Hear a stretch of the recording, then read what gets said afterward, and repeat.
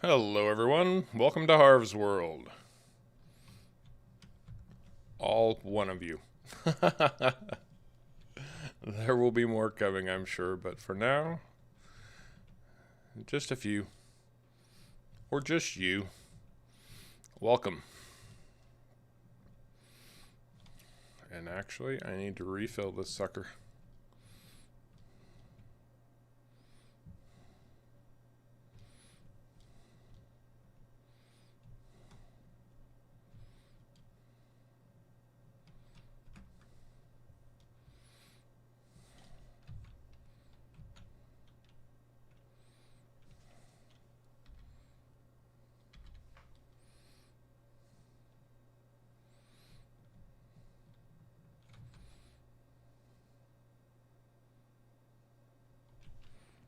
Oh, of course, what was I thinking?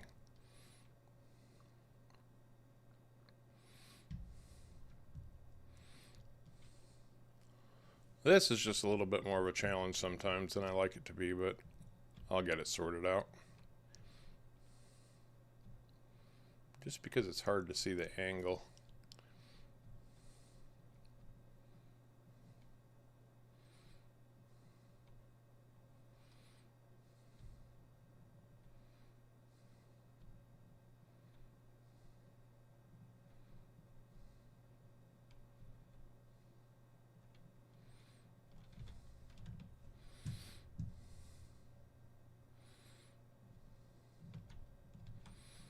Call me crazy, but that looks pretty darn lined up to me.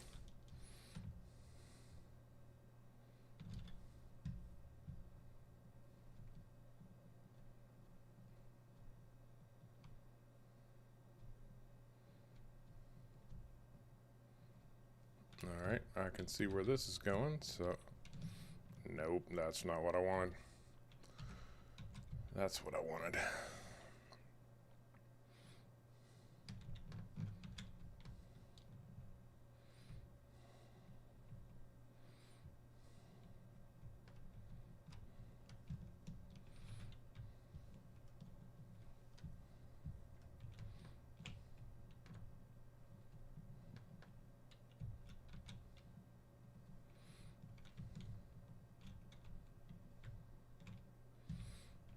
Alright, well, we'll just come around again. As I wreck this thing.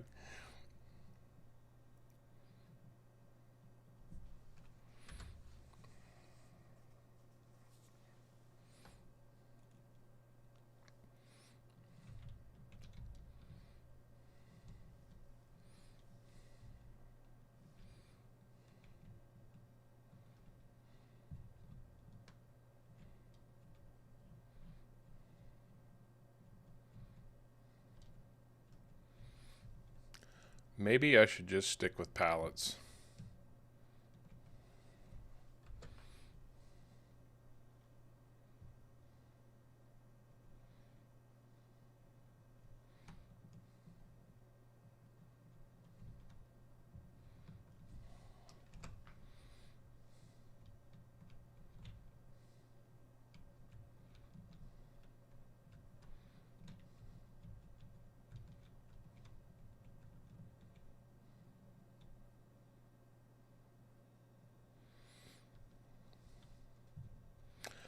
That's just not going to do it.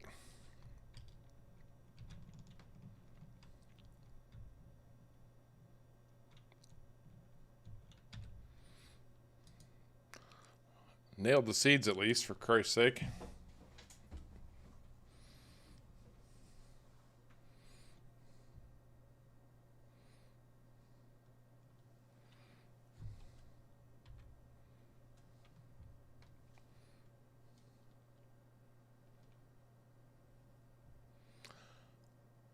I'm not sure Tube Buddy, Tube Buddy nailed this just the way it needed to be.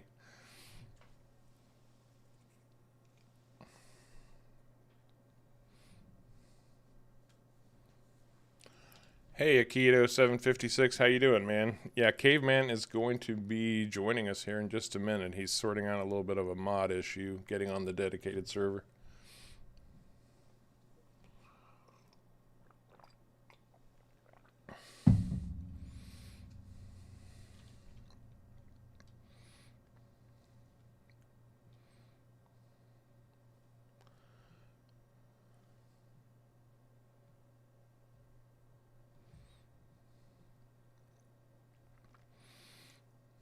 I think today we're just going to be planting a big field. I'm not sure what I'm going to put in it yet.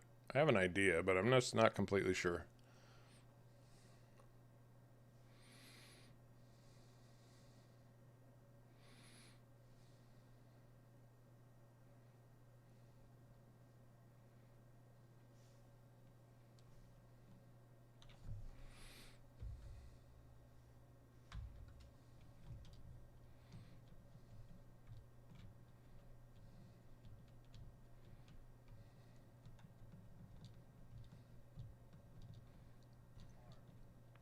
Hey, caveman, what's the story?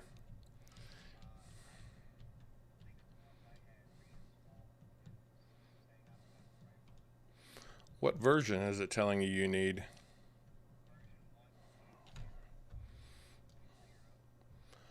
That's not right. That's not what I installed. That's what it initially told me, and then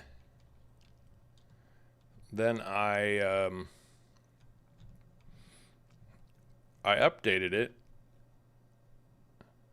Well, of course, I updated it with my file because I didn't have to download anything. All right, hang on.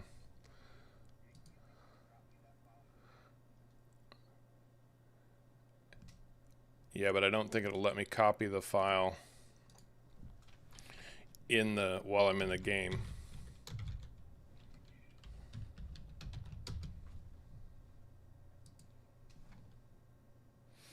Hey, Sogs, how you doing, man? Trying to get some mod issues sorted out at the moment. Things aren't starting off as well as I would have liked. Let's see here. Well, I'm gonna save real quick just to be sure.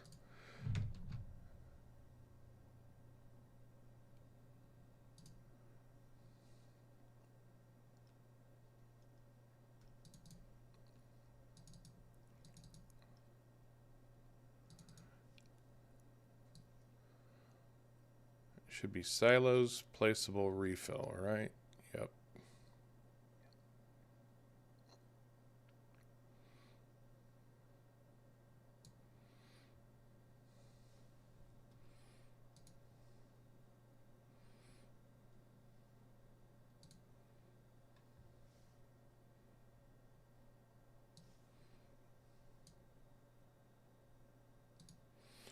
It's too big for Discord.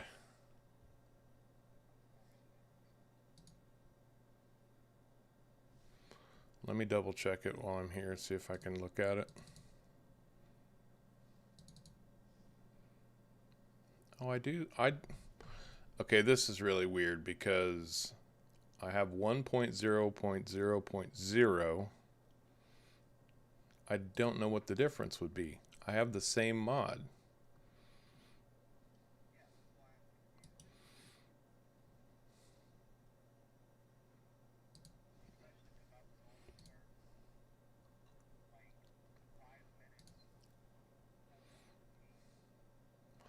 Right, and then when I tried to get on, it told me I needed to update that mod, so I updated the mod, and... Alright, well, let's do it this way. Hang on just a second, dude.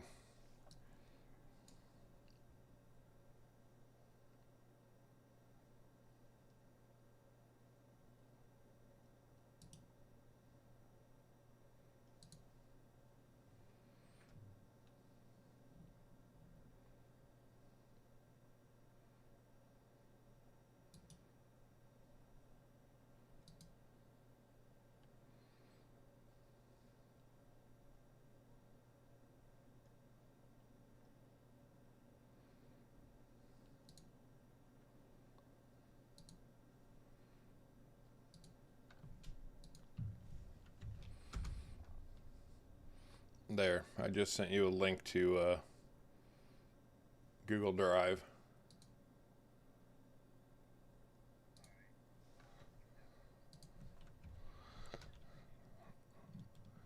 It bloody well better fix the issue.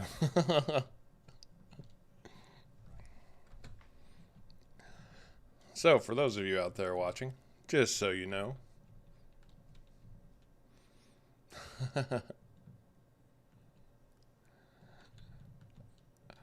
just so you know, setting up a dedicated server is no small feat sometimes, especially getting other people on, and especially if you're using a lot of mods, because getting them getting them squared away with your mods is not always the simplest feat. And let's see. We can't hear Caveman on stream.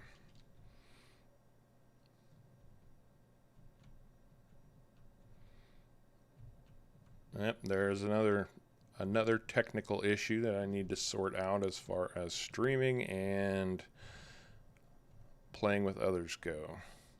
So I'm going to tell you all right now, as far as streaming goes, this is all very, very new. I'm still sorting out the details of it. So I apologize for any issues that arise. While this is filling up, let's see if there's something on Discord that'll allow me to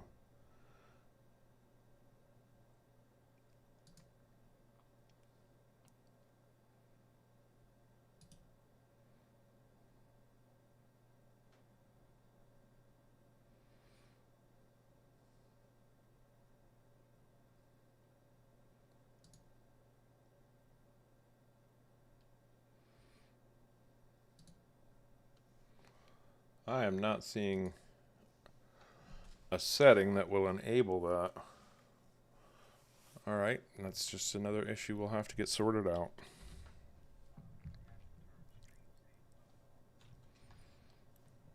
Yeah, oh, in Discord?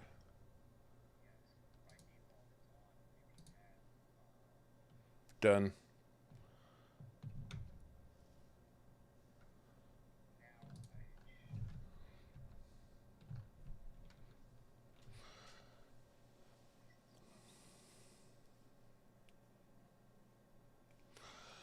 Hey Amut, how you doing? I hope I'm pronouncing that right. The difference between like chemical fertilizers and manure and slurry, the biggest difference is one is sort of organic, the other is obviously chemical. But the other thing, for example, if you use, say, 1,000 liters of chemical fertilizer on your field, you're probably going to need about 10,000 liters of manure or slurry. And that's not an exact amount. I mean, I'm just giving you an example. But you go through a lot more manure, a lot more slurry than you do chemical fertilizers. Which kind of makes sense. I mean, chemical fertilizers are designed to be more potent, so you don't have to use as much. But on the plus side, manure and slurry are a lot cheaper than chemical fertilizers, especially if you make your own.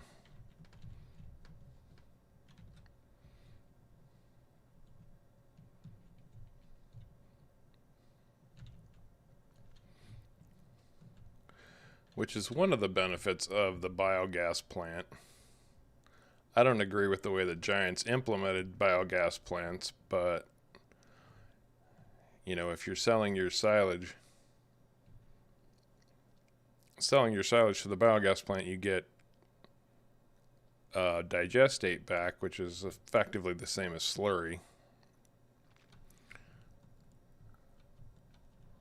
Hey, you're welcome, Mahmood. Anytime, buddy. So somebody tell me, can you hear Caveman on stream now? I think we fixed the problem.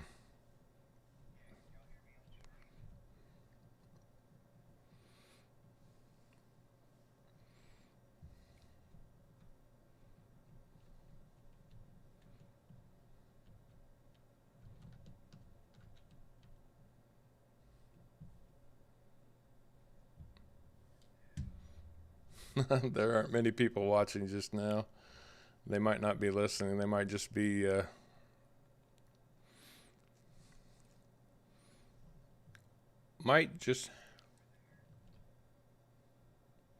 still can't hear you.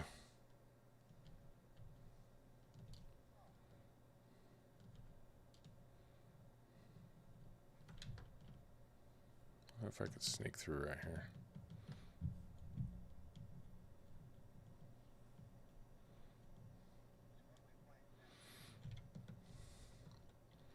I was thinking poppies. Something that's not normal.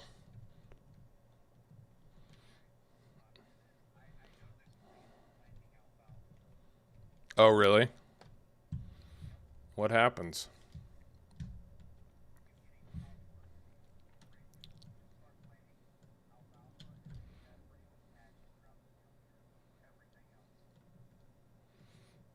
Oh, that's...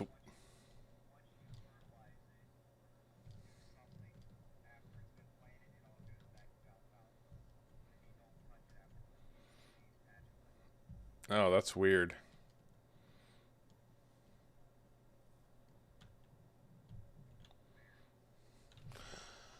Alright, let's see if there's any other settings I can fiddle with to get Caveman's voice coming through.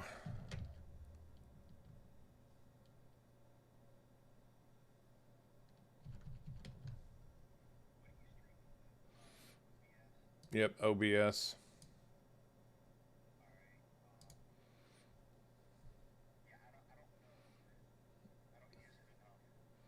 I'm checking the audio settings right now.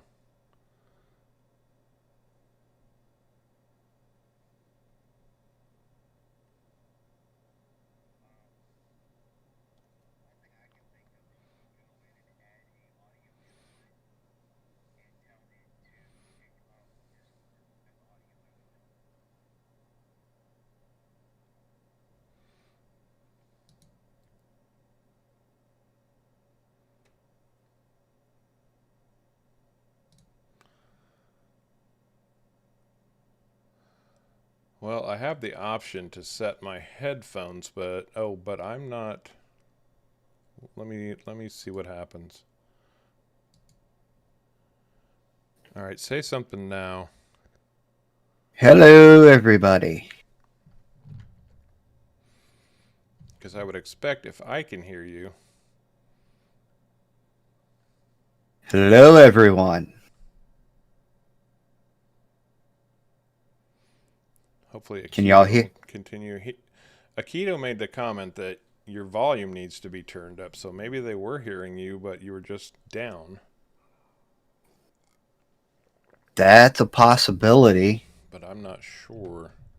Because I hear you perfectly fine, but that could be adjustments in my headphones.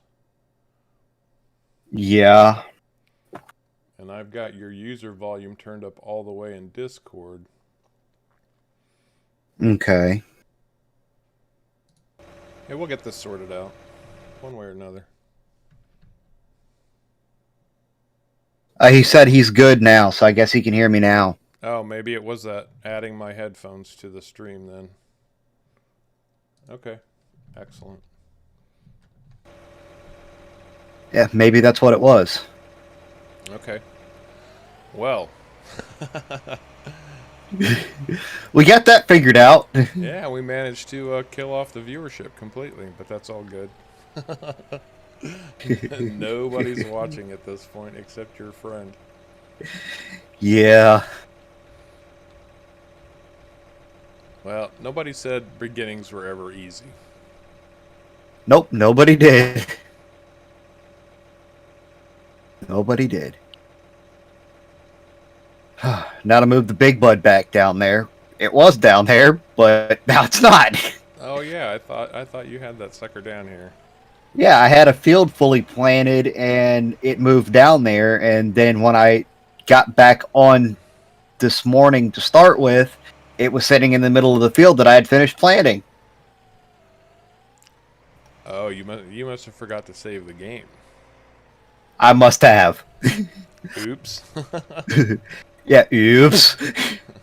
So now I gotta drive the big bud all the way back down to the other side of the map. Yeah, one of these days we will get some kind of transport trailers added on here, so hopefully we can move equipment a little easier. That new one that dropped today seems to be pretty good, and it's fairly wide. That cane? Was it a cane low loader? Something like I don't remember. I just remember it was the new one on Mod Hub today. Well, that one that we were talking about that has the movable ramps, that looks really good too. Yes, it does. The one that just dropped today, you can actually put 3 of the D11s on it. Really? Yeah. It's not the one I'm thinking of then. Okay.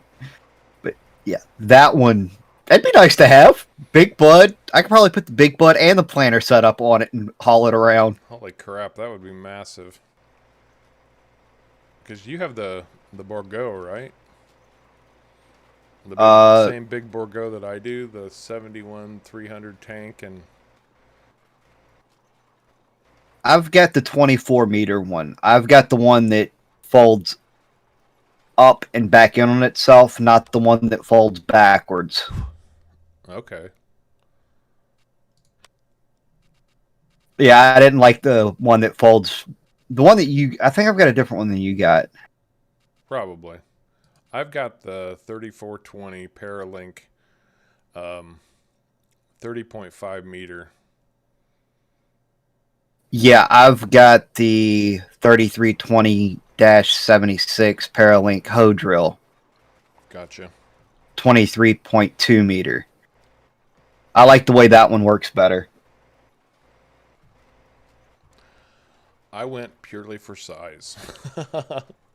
I'm like, these fields are huge. I need all the width I can get, and I will deal with whatever I have to. Fair enough. Fair enough.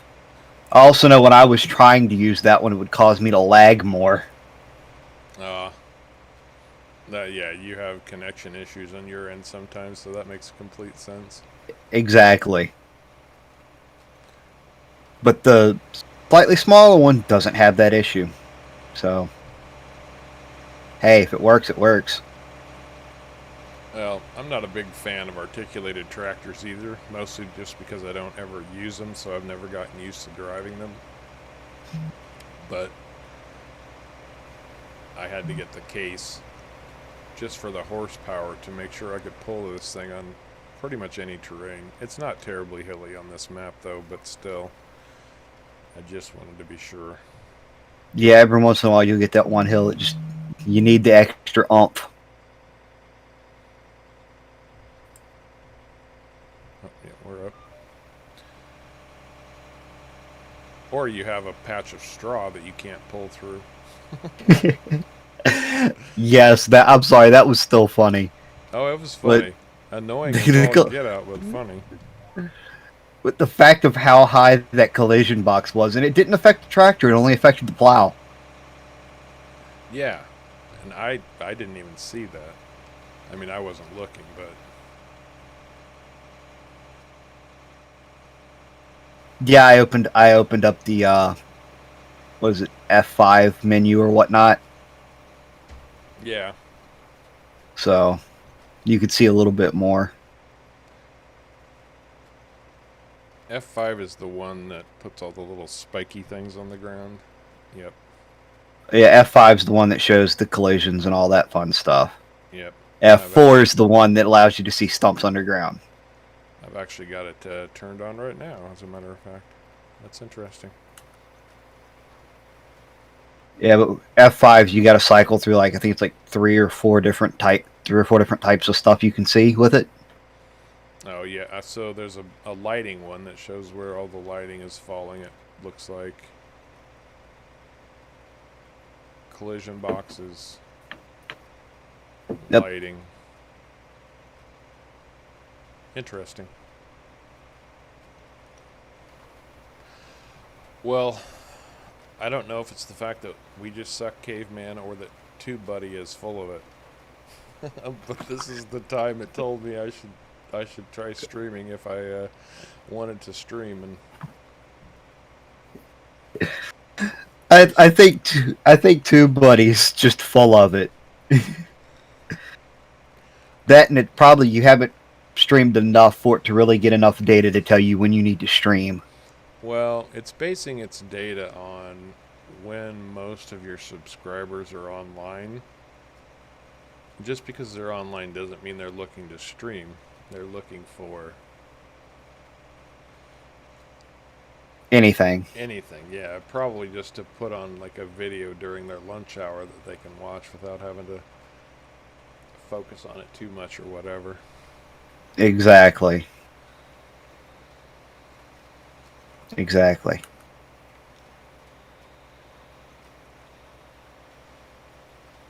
If you asked me what time to stream, I'd probably say sometime around 5:30, 6 o'clock. Well, the problem that you're right, it becomes a real interesting balancing act because you've got subscribers that are all over the world. Yeah. And so it's hard to know. I mean, are you going to focus on a US audience or are you going to try to get everybody in? But then, a lot of people in the US at this time of day are going to be working where people in other places have obviously gone home and had dinner and are doing their Yep. evening entertainment. So it's hard to say. What it boils down to is you've got to go with whatever the most of them can view it. That's what I would do. Yeah, and I would say, if you could do a stream at like 4 o'clock to maybe like 4 to 7, so it's not too late in Europe, for example. Although that's still getting pretty late. Maybe 3 o'clock to 7, so then you get a couple hours for the European community and then a couple hours for the US community, something like that maybe.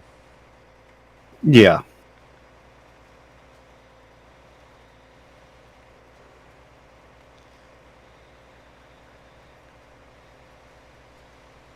Something like that would probably work better. So we're planting poppies in field 38, right? Yep, that's right. Alrighty, cool. Did you work that beast all the way down here? I'm already planting. Oh, okay, I see you now. Yeah, I'm already planning.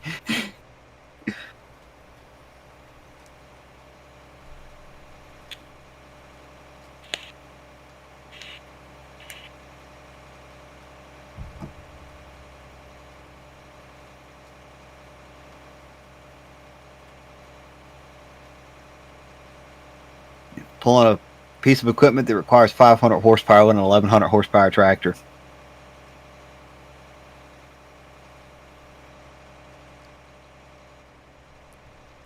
You're pulling what that requires what? The planter requires 500 horsepower. The tractor has 1100 horsepower.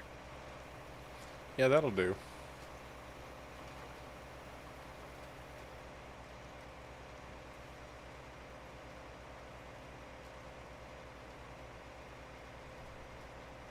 So the next question about streaming is, obviously there aren't many people right now, but I guess it just has to be kind of a natural thing, but making sure that people feel comfortable in chat. I guess that's up to them. Oh, what if you mean the people that are actually in your chat or in voice chat? No, in the chat. I know you'll feel comfortable. Yeah. No problems there. Just making sure people. Thomas Jefferson said volume of caller is about 4 to 5 notches higher than Harv, FYI. Let me turn your volume down then.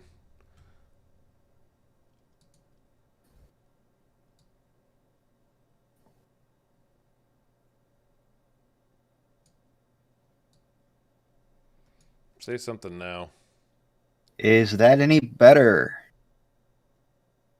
Is it more of a balanced now?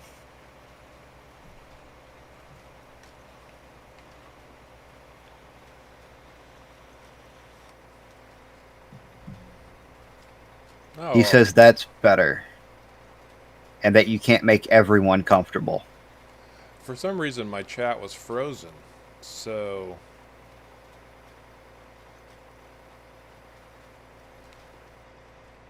yeah, Your Thomas. Yeah, Thomas. Yeah, my chat was frozen. I wasn't getting any of the stuff coming through. You were reading it back to me, and it just now popped in. I don't know what happened. So, sorry if I missed the acknowledgments on everyone.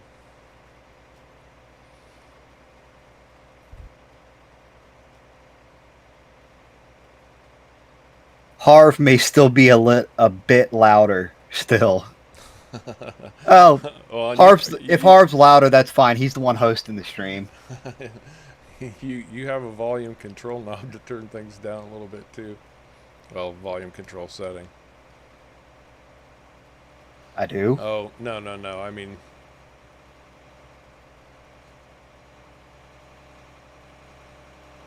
he's trying to get our voices kind of balanced, I think,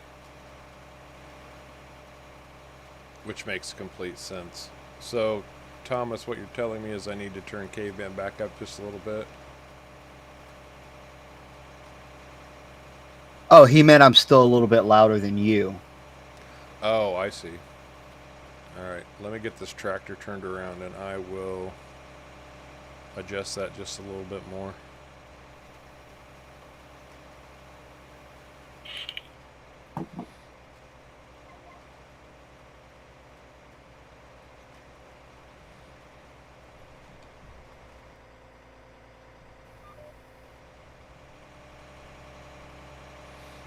All I can say is thank God for GPS.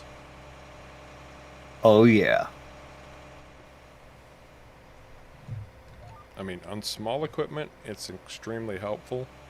On big equipment, I can't imagine doing this without it because it's so hard to see the edges, how you're lining up the edges of your equipment, or can be anyway. It can be a nightmare, especially from in-cab view.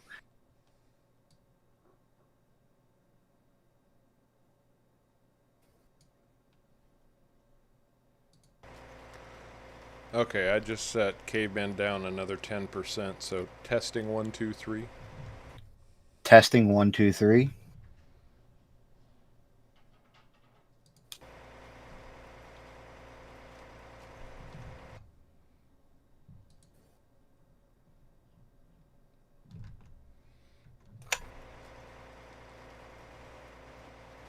He said that's great. Excellent. Thank you, sir. Thank you for your help, Thomas. We've got a few people coming in. Welcome, everyone. Welcome, everybody. If y'all know somebody that might be interested in watching this stream, feel free to share the link with them. Absolutely. And keep in mind, this is a dedicated server, and I do have 4 open slots.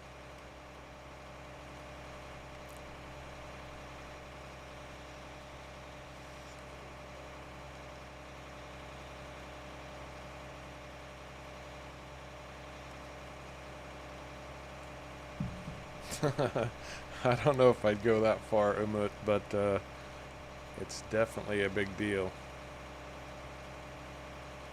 See, now I've had a slope here where this extra horsepower is absolutely necessary. And it's not that much of a slope. It's a good sized hill though, but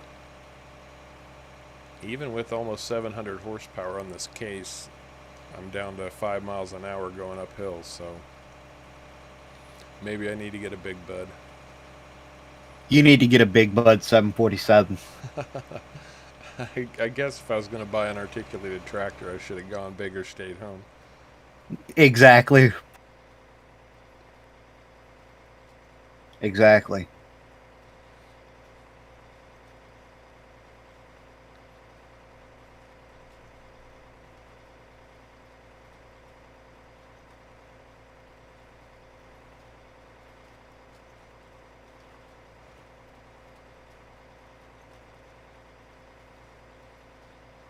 Yeah, Seasons has a whole learning curve of its own.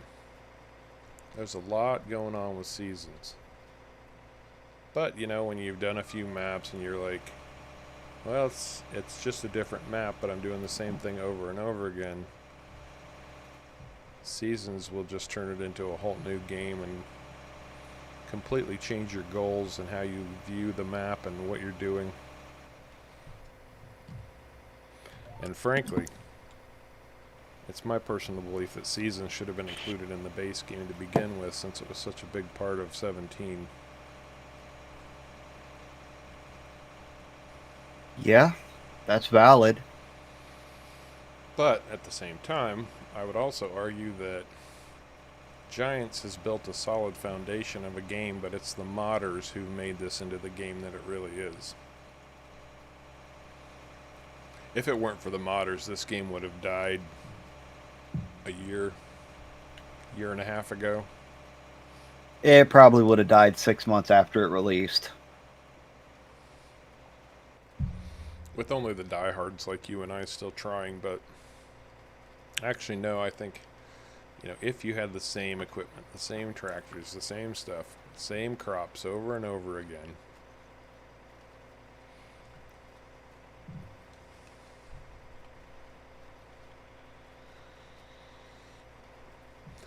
Well, Thomas Jefferson, if a drug cartel shows up with automatic weapons, we'll know.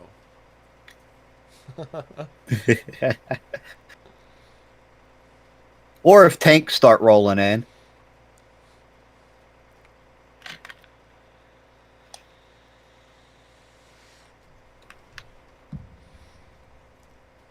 There's a lot of information out there, Thomas Jefferson, about mods and modding, and I'll tell you, I actually have a associate's degree in 3D animation, and I cannot wrap my head around Blender, and I think it's simply because I know 3D Studio Max, or used to, and it's so incredibly different.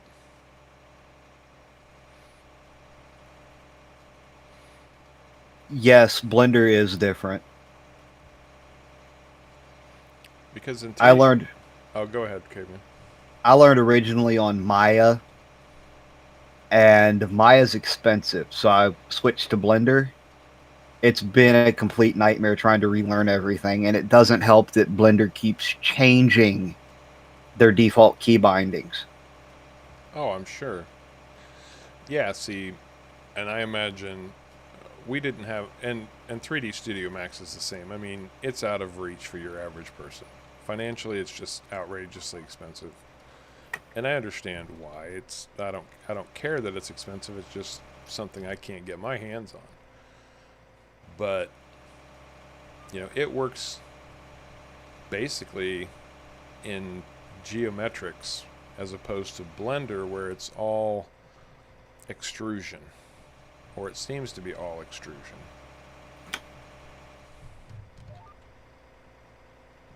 Yep. You get basic shapes in Blender, then you got to make it what you want. The beauty is you can still do like mirroring and transforming and stuff like that, which does make it a little bit easier, but Right. it's still a nightmare to get started. I mean, all I want to make is something simple. And if I had a copy of 3D Studio Max, I could build it in Max in about 15 minutes. Maybe an hour, just because I'm rusty. And it's an old, round barn. They are beautiful. They are antique. They're very cool. You see them. Actually, I drive by one almost every day where I live. Nice. And, they're from the 1700s, 1800s, that kind of thing. And they were really popular in Pennsylvania, but they popped up all over the country. And they're all basically historical artifacts. Yeah. Yeah. But it would be really sweet to have the option to put one in the game, and I think it would be fairly easy and a fairly easy build. I mean, easy if you know what you're doing. If you know what you're doing, it would be easy. But what I've found is it's easier trying to start with making something like a trailer, and that's still a nightmare for me anyway. And you've done you do really good work modifying existing mods. I just don't do that well working stuff from the ground up. Well, and I'm not even saying that. I'm not trying to imply that. I'm just saying it's probably an issue of you don't know Blender as well. Like you were just saying, you've had to try to learn Blender outside of working with Maya. So, Yeah, like you said, that's probably the biggest thing right there is getting over the learning curve of Blender. hey, Thomas Jefferson, just Google round barn and you will find some amazing pictures of round barns around the country. Historical societies are working hard to preserve them now, because so many of them have been lost.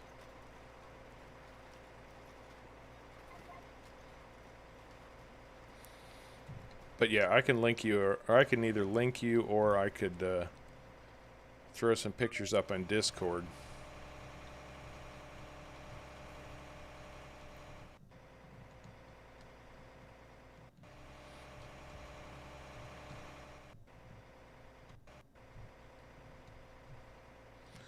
You may not. They were really, like I said, they were really big.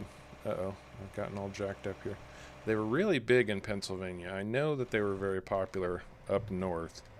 I live in Indiana, and I think Indiana has the distinction right now of having more round barns than anywhere in the country left over. Still existing. Uh, Thomas Jefferson, there is one up around Charlottesville area somewhere. I remember seeing it when I was working up that way.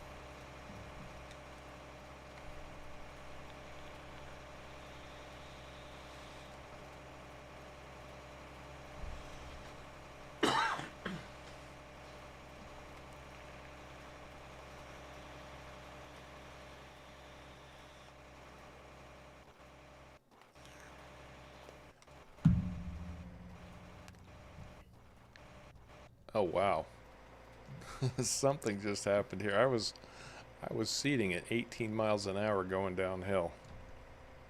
Yeah, it's probably a bit of a lag spike, and then it catches up. No, it's this hill Oh, it's just that hill. pushing me. Oh wow, yeah, I can see you're like flying across the. You're like flying down the hill. 24 miles an hour.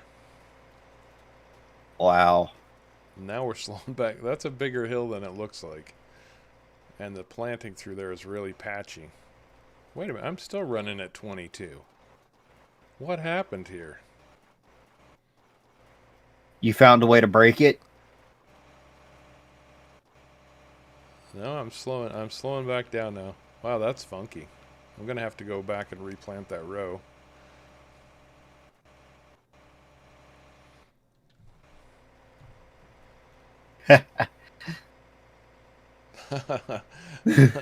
Hey, the tractor at least is driving straight. Yeah, that's a plus. Thank God for GPS. Yep. No, it is still wanting to run like full speed. The planter is based off of a real life planter. I don't know the exact specs on the real one, but I know it's pretty close to the one in game.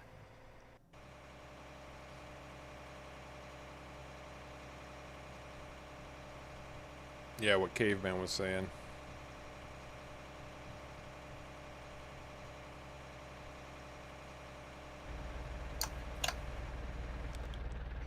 Yeah, basically how it works is Giants gets endorsements or they make deals with these different companies to include their equipment in the game.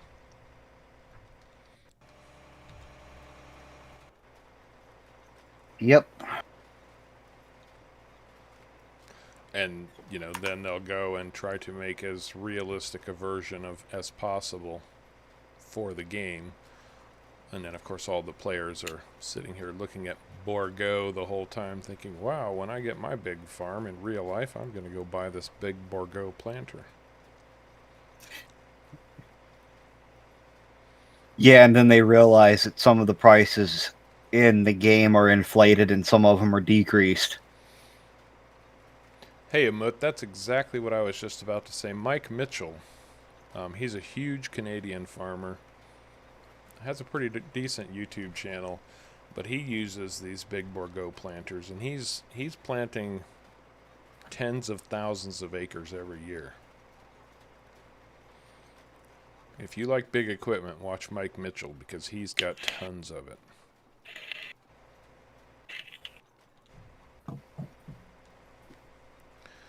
I would imagine they work out some kind of deal like that, Thomas Jefferson.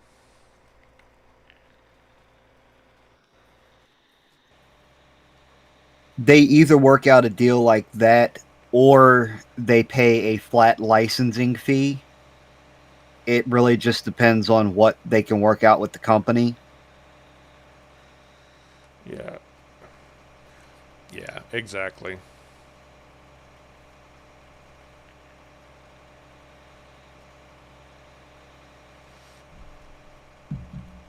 All right, well, let's see. Knocking you back another 10%, caveman. All right.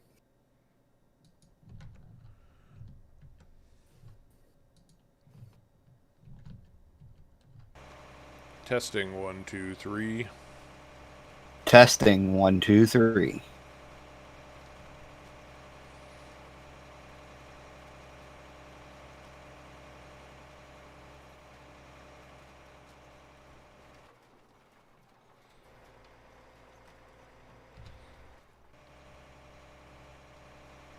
All right, I fixed my row.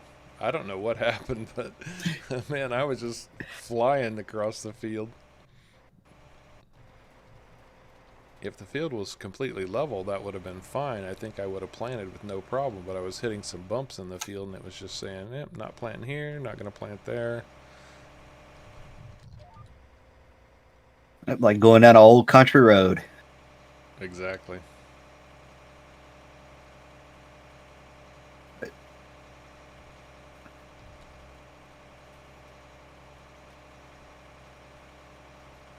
Now, like some of the game models that we have in Farming Simulator are loosely based off of real life stuff, but have a made up brand. That is where basically Giants couldn't get the licensing to use it, or they couldn't come to an agreement on getting a license. Right. So they loosely based it off of it to get around having to license it. And that's even more common on console because Giants can't approve anything on console that they don't have licensing for. And consoles generally can't add the same types of mods or third party mods that PC players can. So, for example, in my Off the Grid series, I'm using a Peterbilt truck. You will never see Giants approve that because they can't. They don't have a license with Peterbilt. But what mod makers will do is they'll build a Peterbilt truck and then they'll slap the name Lizard on it. And Lizard is just the generic farm simulator brand for um, anything that Giants doesn't have licensing for.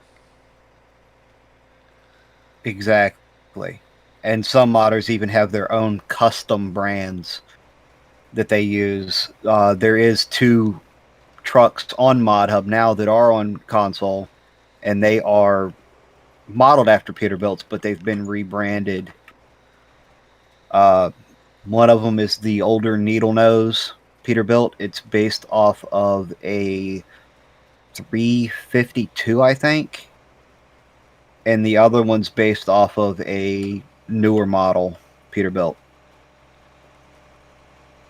Yep, that's exactly why, Thomas Jefferson.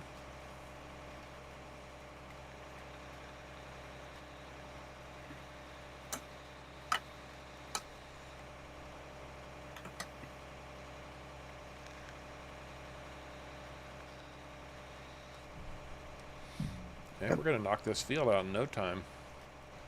Yeah, we got two planters going on it, right? Yeah, and it's also one of my smaller fields. Not like that godforsaken cornfield over there that I don't know will ever get 10. Yeah, once we get that cornfield harvested, we got to replant it in potatoes. No. No. No. Bloody no. Okay, we'll replant potatoes. I'll be here next year when you're still harvesting them because I'm not doing it. Hey, we've got harvesters that work pretty good for potatoes, remember? Oh, yeah, we do have that special mod pack by Cazz64. Harvesting them is not the problem. The problem is planting them. The biggest planter for potatoes is a 6 meter planter. Well, that's true too. And you can actually get away with planting them really, really quick too. How's that? Get put uh the liquid bed on the back of the TLX, the one with the V8 in it, Yeah. and hook it behind that and pull it with that. Don't put fertilizer in the planter, but put fertilizer in the liquid tank on the back of the truck. And what it'll do is it'll allow you to go up to like 30, 40 mile an hour planting. And as long as you don't hit a bump or come off the ground, it doesn't skip a beat. Wow. That's how I planted the one that I planted. Because I tried the whole hire worker thing and it was taking forever. So I'm like, okay, GPS, let's do this. And it just took off. And I'm like, okay, cool. Then the problem comes down to the fact of how much seed it takes. It took almost 100,000 liters of seed to plant field. Field 30 took almost 100,000 liters of seed to plant that in potatoes. I don't doubt that. No. Yeah. The real problem comes in if your price is crappy when you harvest the potatoes, where are you going to store them? 250 acres of potatoes, I would imagine that's a good 10 million liters of potatoes. Probably maybe even closer to 30 or 40 million liters of potatoes. And we've got some seriously big silos, but I'd still have to add about 10 extensions. Yeah. I mean, worst case scenario, if we had that kind of problem, we could always save the server and I could go in and edit the capacity on them again. Well, that's true. And You that's know, like a quadrillion liter capacity on the silo. what you need to do is to modify a cotton harvester. And Mut just makes a good point. Cotton is a very, very valuable crop. You can make a lot of money off of cotton. The problem is you only harvest 4 rows at a time, maybe 5, if you're lucky. So There is a mod, it's a third party mod that you can get on PC that allows you to attach the cotton harvester head to the front of either the big in-game case, the big in-game New Holland, and the big in-game Adco, yeah. and harvest cotton that way. And it's a 25 row harvester head that folds. How does And it it has how does it output the cotton then? Because those it cotton outputs harvesters it have a loose. baler. It outputs it loose. I'll be darned. Well, if you ever, there's an old movie that I absolutely love. It's a great, great, great movie. It's called In the Heat of the Night. If you haven't watched it, I strongly recommend it. But you get to see some really old farm equipment in certain scenes, and a couple of those scenes is old cotton harvesters out in the fields. And yeah, they didn't bale back then. They just threw the cotton back into a big cage. Yep. Threw it loose. Yep. To answer your question, Thomas Jefferson, you have to have a multi-fruit silo.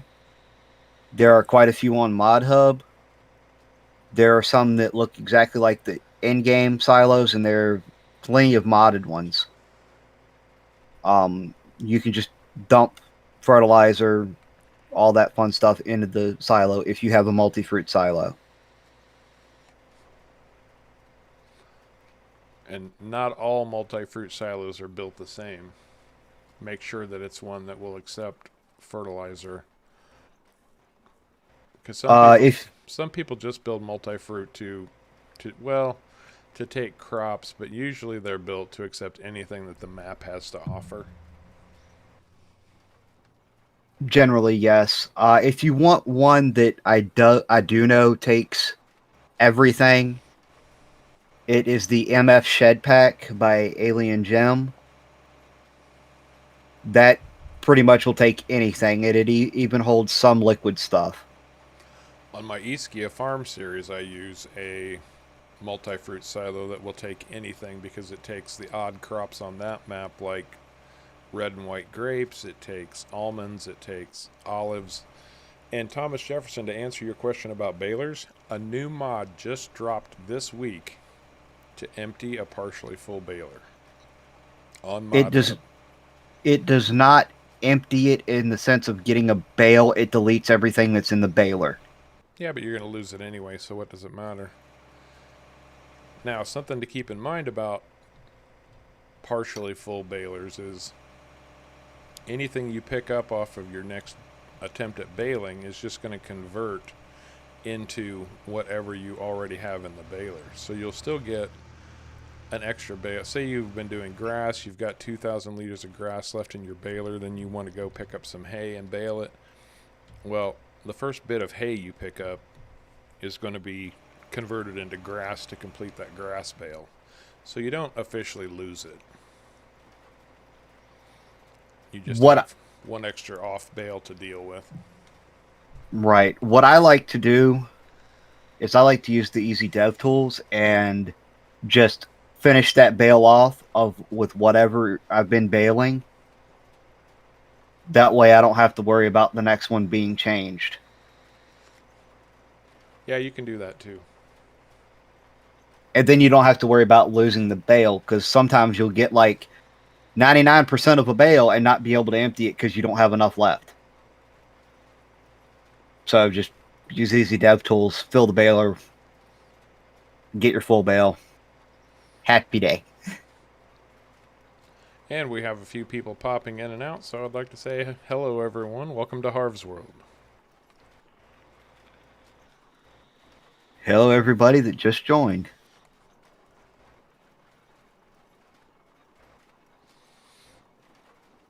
We are on a dedicated server playing with Caveman today.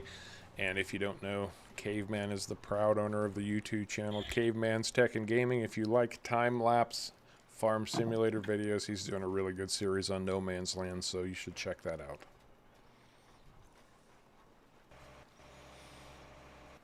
Try to get a video out every Monday morning at 8 o'clock Eastern Standard Time.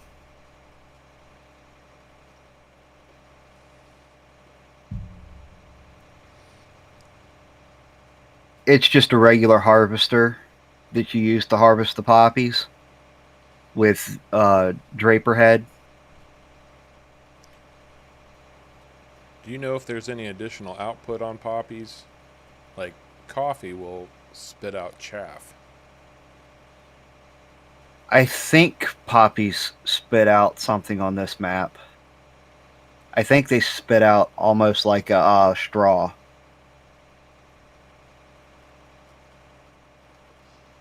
Maybe I need to install a straw harvest processing area. What we need to do is we need to install something that makes bigger bales. Oh, yeah, like, the variable bale mod. Something like that. We need a 20,000 liter baler.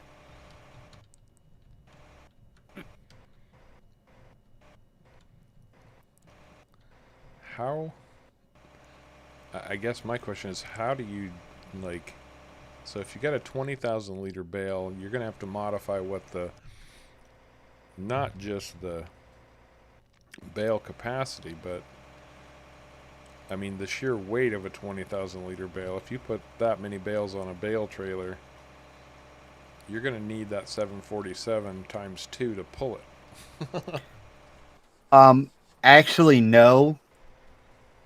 The way this game processes the bales is they process all bales at the same weight. Oh, okay. Uh, like even you know how we've got now the John Deere Cotton Harvest DLC, so we've got a 10,000 liter cotton bale and a 20,000 liter cotton bale. Yeah. The game registers them both as the same weight when they're being picked up, Oh, but okay. when they're loaded, they register different. I see. But with regular hay bale, straw bale, grass bale, silage bale, each one of them has their own weight, but no matter the size of the bale of those, they register the same, except for the baby bales. The baby bales, even with the baby baler modified to make a 10,000 liter baby bale, it's still going to be light enough for you to pick it up by hand because it's programmed into the type of crop that the bale is and the shape of the bale. Yeah, that makes sense.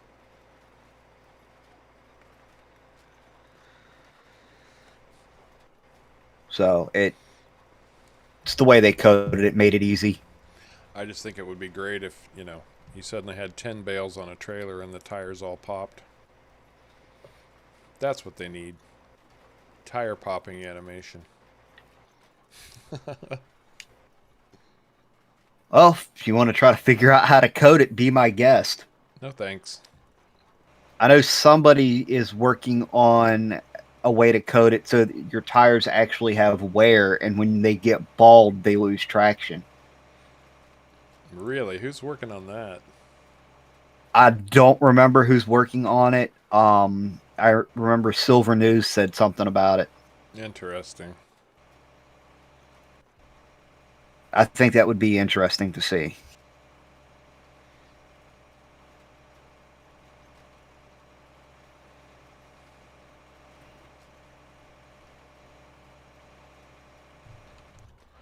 I do have good news to announce today, actually, and you guys get to be the first to hear. Because I'm not really making a big deal out of this right now. I kind of have a goal in mind before I do anything in particular, but we just surpassed 400 subscribers. So in about 4 months' time, that's pretty darn good.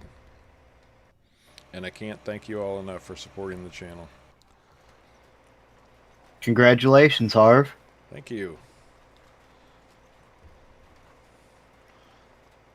And anybody out there who's looking to start a YouTube channel, keep one fact in mind. It's not just sitting around playing games. There's a lot of hard work that's involved. A lot of hard work. Yes. If you just want to be able to play games and call it a day, you're looking to stream. You're not looking to make YouTube videos. Yeah, exactly.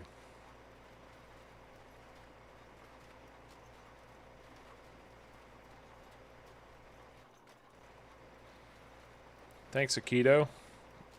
Good to meet you, by the way. Anybody who's a friend of Caveman's is a friend of mine. And I will say thank you to Caveman directly to anybody paying attention right now, because he has been such an avid supporter of Harv's World since almost the beginning. He has done more to help my channel than anybody else, and I will do anything for that guy. So thanks, dude. You're welcome. Welcome. I'm happy to help. Thanks, Crazy Monkey. Appreciate it. I'm trying to get to your videos, man.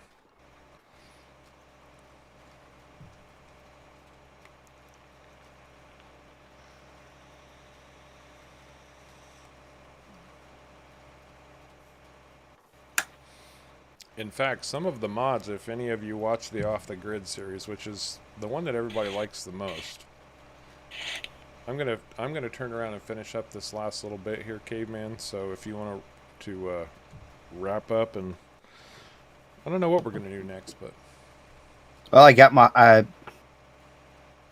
hey, thanks, Aikido. my I silage appreciate harvester it. should be close to your cornfield if you want to start on that. Yeah, that's probably what we'll switch to next. The several 100 million liters of silage. But no, the off the grid series that everybody seems to like so well. Caveman has done or worked on a number of the mods that I use on that. Some of them, I'm always looking for new, interesting things, and especially working with old equipment. The modders out there, they'll find something that's not easy to find. They'll kind of fix it up just a little bit and then throw it up, and then it's not working exactly the way it's supposed to. And Caveman has done an amazing job of fixing up those mods and making sure that they're usable for my playthroughs on Off the Grid. And in the early episodes, I was using some small logging trailers. I still have them. I've just upscaled so much in logging now that I don't use them, but at least not as much. And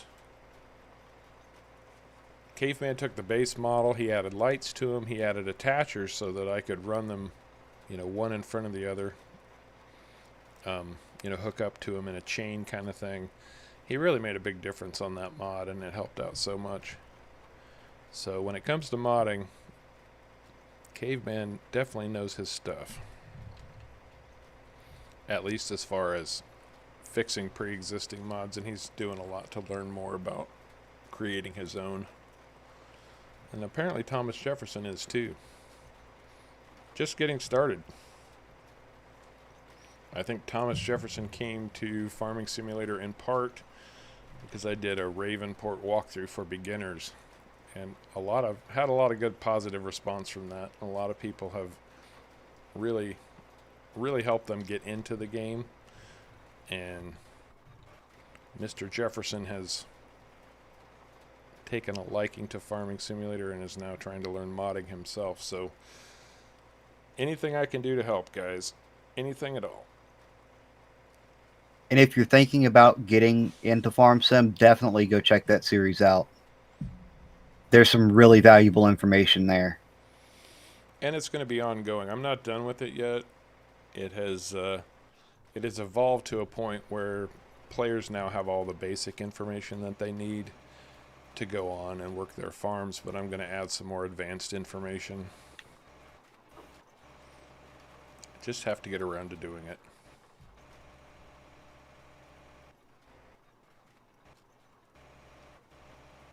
Mm-hmm. Almost there.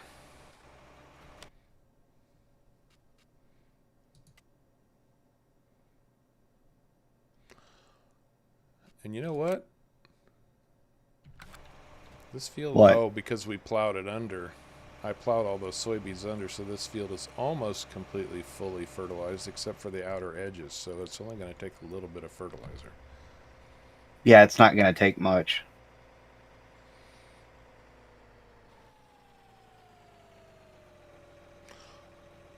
And I see the viewership has picked up a little bit, so welcome everybody who's just tuning in. I appreciate you stopping by. If you have any questions, feel free to ask them. Don't be shy.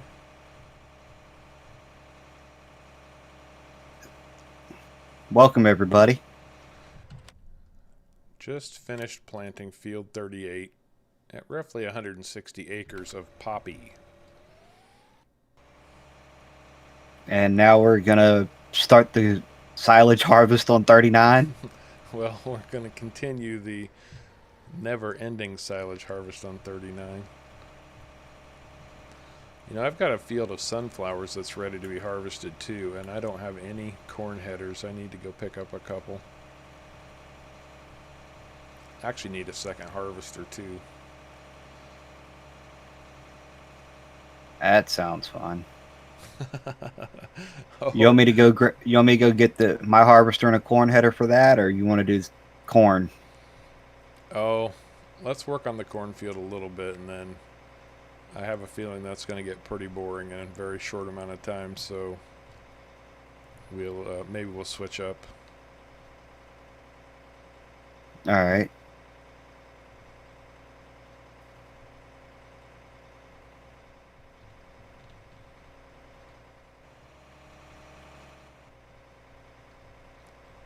some point I need to come in here and get all this equipment put away. I've just kind of got it spread out in the yard.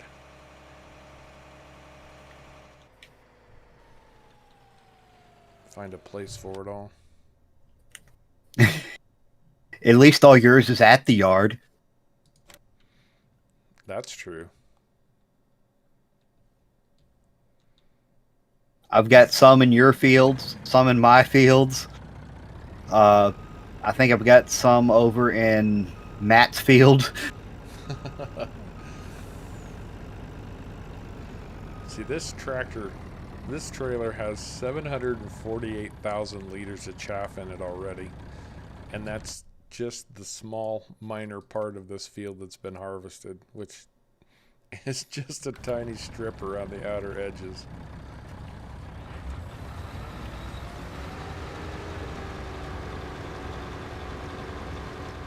That'll do.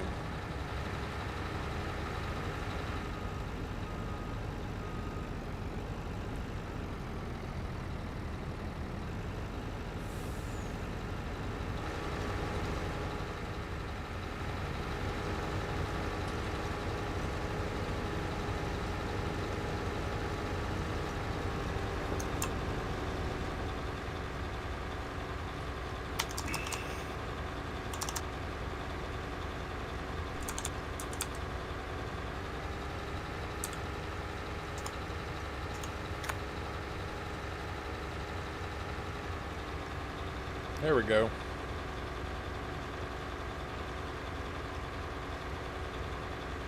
I can't tell if my chat has frozen up again or if people just aren't talking.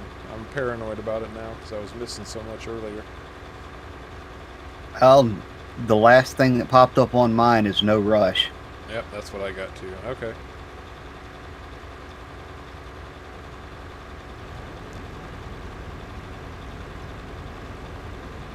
I do have 4 or 5 massive bunker silos. Well, we're probably going to need them. Although, especially for these belly dump trailers, we're going to have to put it in the silo and switch it over to tippers. Yes. And we are not going to be able to belly dump 1 million liters of silage into a bunker silo.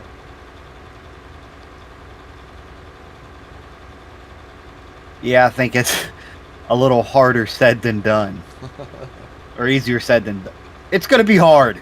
Yes, it's going to be bloody hard.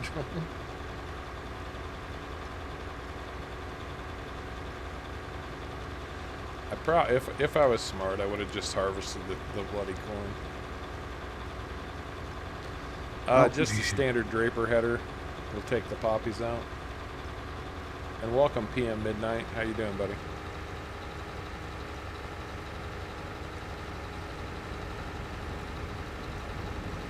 So are you going to run north and south, Caveman? I thought we were doing headlands. Oh, yeah. Okay.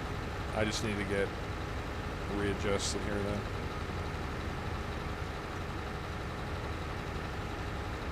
Now my truck is going to be all out of whack. And Aikido, no, it is not ghost riding the truck. There is actually a NPC that is driving the truck due to the help of a mod called Follow Me. Yep.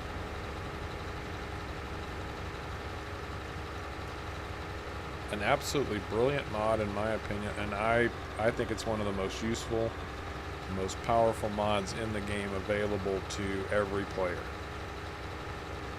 No, PC players at least. Yes, it's right up there with GPS and Courseplay.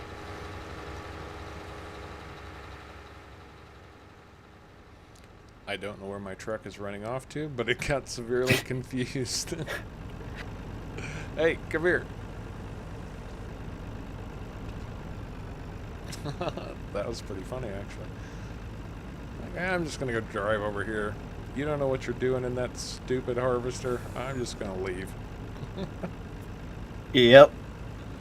Sometimes the NPCs are too smart for their own good. Ain't that the truth? And sometimes they're not smart enough to do what they need to do. I would say 80% of the time that's true. 20% of the time they actually have a clue. Yeah. I don't know if they're any better now because they said there was an update to NPC behavior during the Alpine expansion, and I haven't heard any pluses or minuses on that. Yes, and that's actually what broke Courseplay, the version that I had anyway, and had to update. Oh, really? Yes, I found out that's what it was. It was they had to overhaul how how it took over NPCs because Giants actually changed how the NPC script worked. No, that makes sense. But yeah, once it was updated, it fixed that, and that update also had a couple of new things for multiplayer support.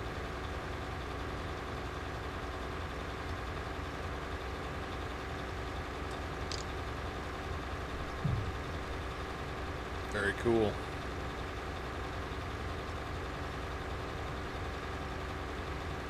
Midnight, do you think they got worse? Yeah, I don't use traditional helpers much, so I don't know. I don't either. I know you're not asking me, but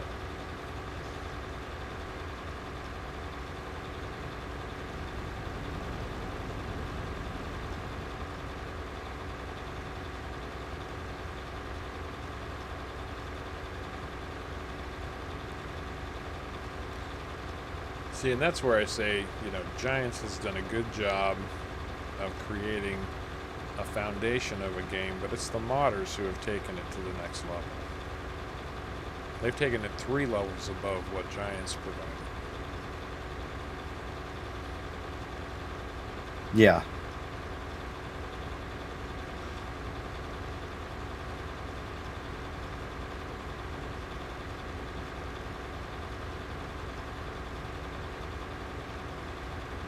Luckily, there are enough modders out there who are working toward console gamers that they don't get completely left in a lurch. But they don't have the benefit of a lot of the stuff that we PC players do, unfortunately. Unfortunately. And what that honestly comes down to is that all console mods not only have to be approved by Giants, but also have to be approved by the company that owns the console. Right. Take care, Crazy Monkey. We'll see you in a bit. Yep. Take care. We'll see you in a bit.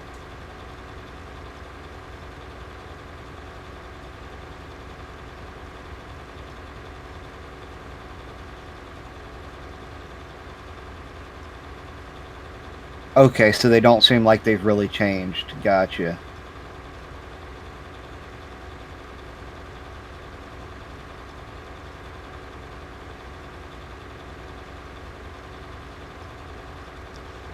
And that's been everybody's complaint from the very beginning.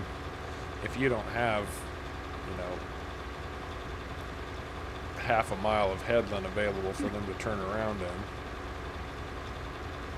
then they don't handle it very well. And that's honestly one of the biggest things I like about Courseplay. You can set it to do headlands and then do the interior parts of the field. Right. And it'll handle it all on its own.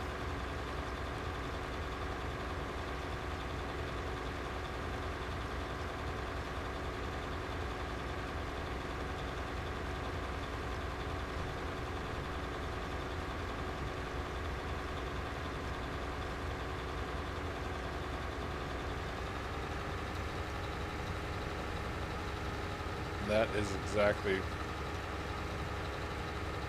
probably, well, I'll be honest, I don't know Courseplay that well yet, but that's probably the thing that I rely on Courseplay the most for, is to get the headlands done so that helpers can do what they're supposed to do. Although I just run the whole field with Courseplay, it's not like I'm setting up a helper, but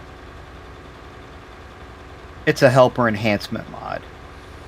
Yeah, which is exactly what I consider Follow Me too. Right. And like I always say, it's your game. Play it your way. But as long as a helper enhancement mod, or you're actually paying the workers and you're not getting their labor for free, I don't have a problem with them. I don't know. Again, it's your game. Play it your way. Right.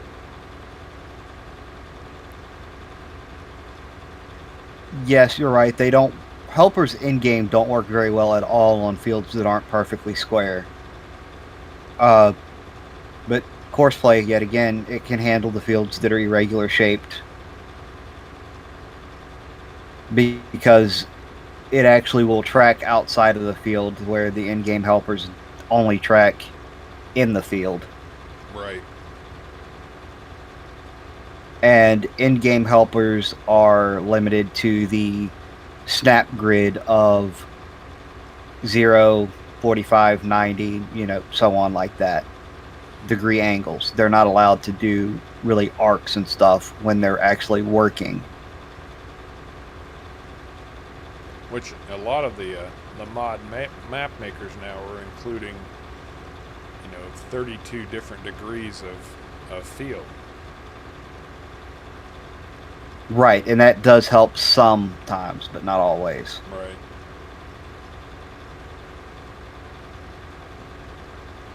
I've never calculated a per hour cost of a helper in game, if I'm honest. One thing to be sure though, don't ever let them buy anything. Make sure you're in your settings and you don't let them buy fertilizer or fuel or herbicide, because even that function behaves incredibly stupidly. You'll have a fertilizer spreader with 5,000 liters of fertilizer in it, and instead of using up the 5,000 liters of fertilizer you've already paid for, a helper will just buy fertilizer continuously, and when they're done fertilizing your field, you'll still have 5,000 liters of fertilizer. So you just paid for fertilizer twice. Yep. I've only found that really useful when it comes to trying to plant something that doesn't have a very big planter, like potatoes, in a large field. Well, that's a fair point. Then I turn it on. Other than that, I just leave it off. Yeah, that's a fair point too. Midnight.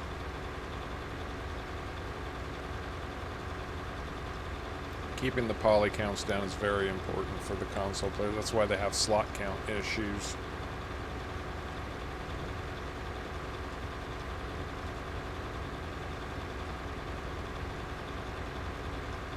Yes, and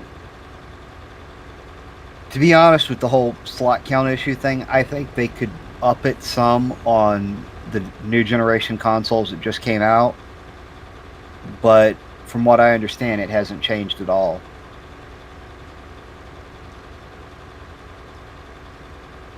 Wouldn't they then have to basically have two different versions of the game?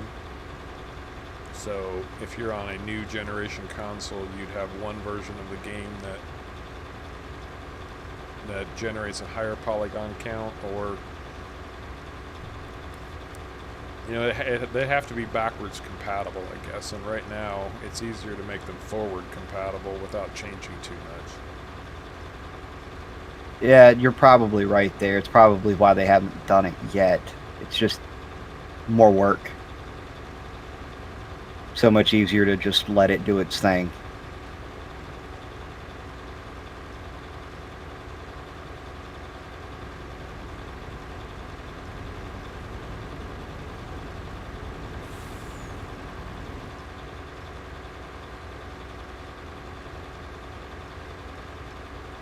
By default, if you're playing in easy mode, all the helpers will buy everything, including fuel. So, if you don't change those settings, they can get expensive. Yeah, real expensive, and they don't buy that stuff cheap either. Nope, you actually pay more when helpers buy it than when you buy it yourself.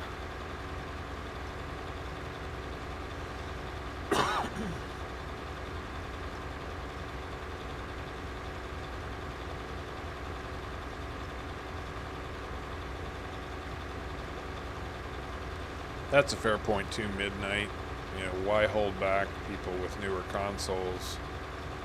I think it becomes a balancing act, especially at the beginning, because obviously, you know, for the 100 people, for example, who buy the new consoles right away, you've got another 900 people who still have older consoles who aren't willing to upgrade yet. And frankly, you know, I'm not a big believer in buying hardware immediately when it comes out, because the price is usually exorbitantly high. I'll wait a year just Exactly. just to make sure I can get it for a respectable price instead of, you know, PlayStation or Xbox charging me that extra 100 or 200 just so I can be one of the special few who got it early.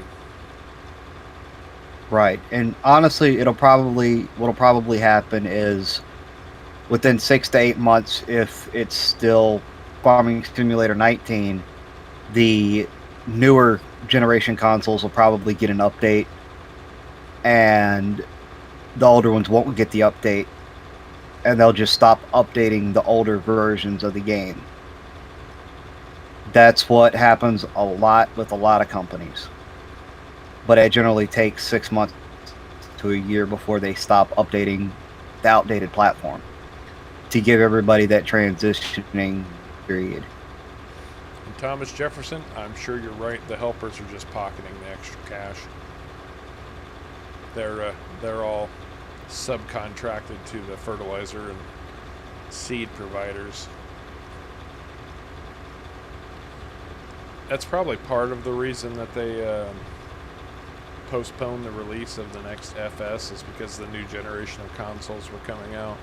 I think they're starting to look at changing their game model too, though.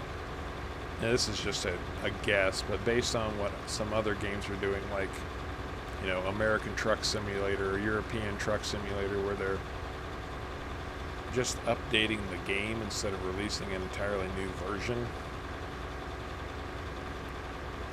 And both of those games also deeply rely on their mod makers to keep their content fresh. Right. I mean, that's very possible too. They could just be waiting to keep adding to this game and stop adding new games, because they've already got some base code and models and all that to go off of. They can add to it and update it cheaper and easier than they can creating everything new from scratch.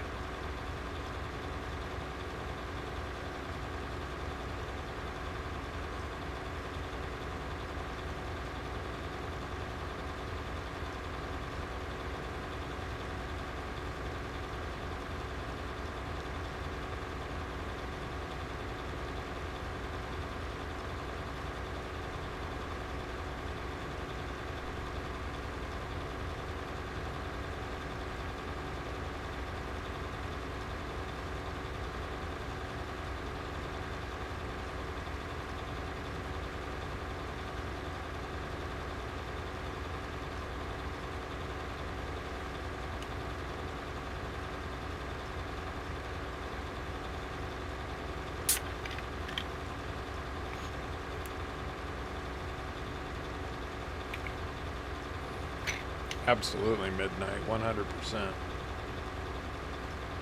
Absolutely. I don't think anybody would really mind waiting for a game to come out if it's going to be better because of the delay. Rockstar Games is a prime example of that. They put out a game, maybe every 3, 4, 5 years sometimes. But look at the quality of games they release. I mean, look at GTA 5. Look at Red Dead Redemption 2. And I'll tell you right now, Red Dead Redemption 2 is probably the best game I ever played. Hands down, no holds barred. Fantastic graphics, incredible gameplay, and the most amazing storyline I have ever seen in a game. And I love story-driven games. I'll admit it. If it's not your thing, I completely respect that, but man, that game was just phenomenal. It's because Rockstar takes its time and does it right.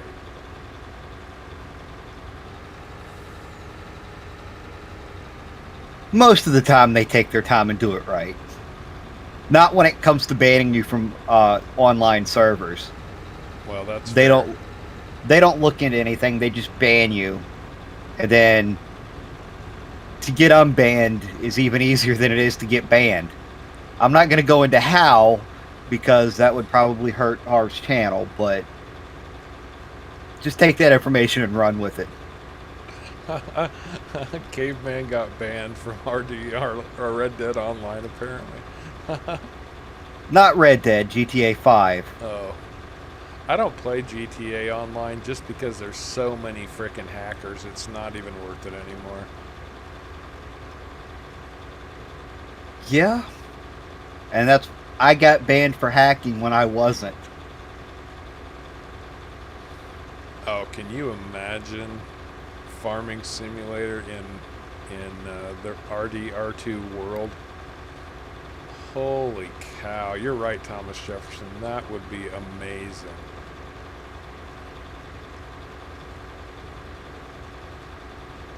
That's weird. I don't know what's going on, because I knocked him down to half, so I don't know why he's gotten louder again all of a sudden. That was probably my fault. I started talking louder. I got a little bit excited about that. Fair enough. Alright, I'm not going to adjust anything right now.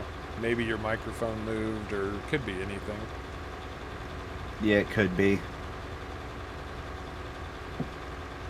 That bring it back down at all? It seems a little softer to me now. I moved my my microphone away a little bit.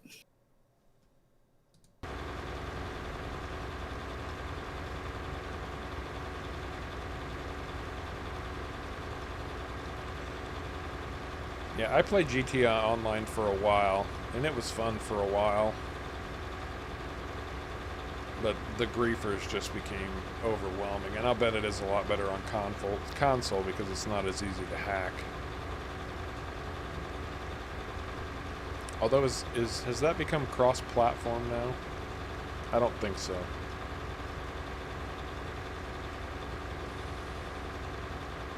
I don't know about GTA 5, but I know APB Reloaded is cross-platform, and that is just as bad on console for that as PC.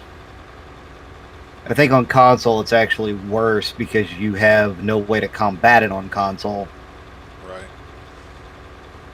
Hey Jonathan, welcome to the stream. Good to have you, man. Jonathan's been a long-time supporter of the channel, too. Welcome, Jonathan.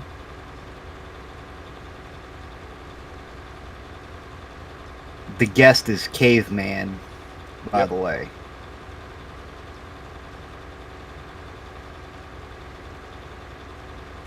And anybody who doesn't know Caveman, Caveman runs a YouTube channel called Caveman's Tech and Gaming.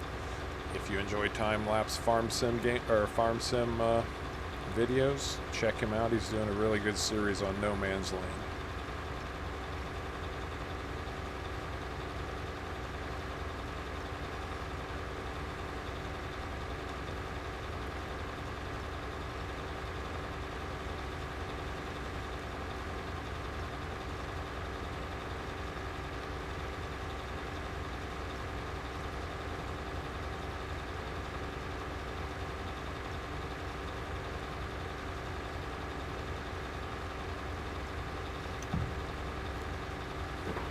Yeah, it's just a guess, but I think your girlfriend showed up in Discord, Jonathan.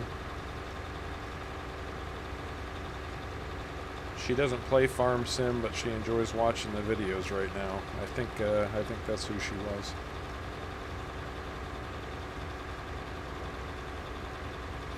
Yeah, Caveman, if you didn't know, Jonathan is Typo Cobalt. He's been in the Discord channel a few times. Okay, I didn't know that. Hey.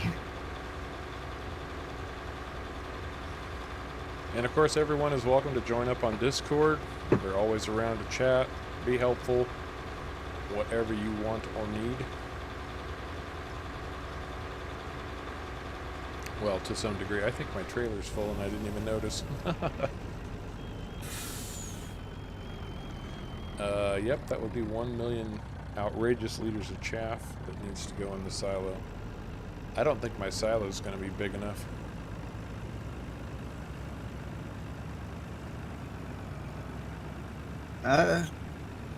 Do you have the one that I modded, or do you have the other one? I have the one that came with the map, which is still pretty darn big. Okay, I know the one I modded holds 10 million liters. Yeah, I'm not sure, but this one might be capped at...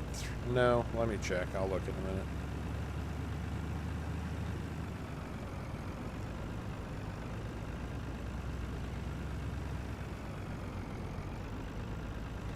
Oh, there you go, Jonathan. Then she can help you out on your off-the-grid world.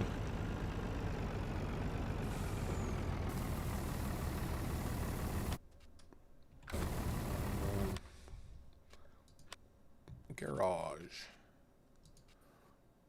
Yep, this one's capped at 3 million liters. But what I do have, oh, those are 1 million liter extensions. Yeah, I was going to say, I think the extensions are 1 million. I was trying to see what his extensions were set to.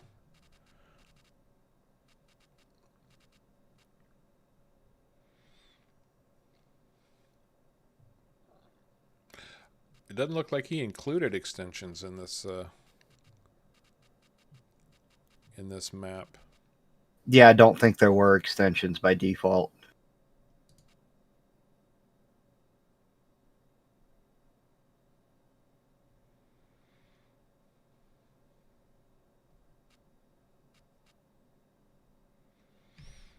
Well, I guess I should have gone with your silo, but we'll make it work.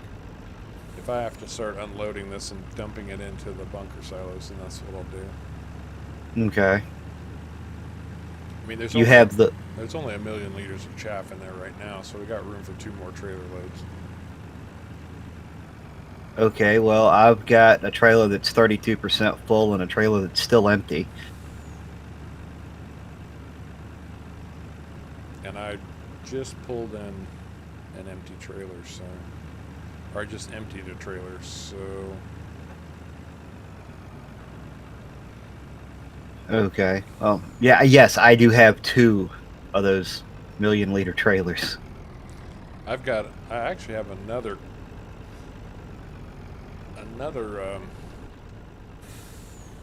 forage harvester with a corn header on it, and I would be willing to set that up, but Follow Me just doesn't keep the trailers lined up on these for some reason quite as well.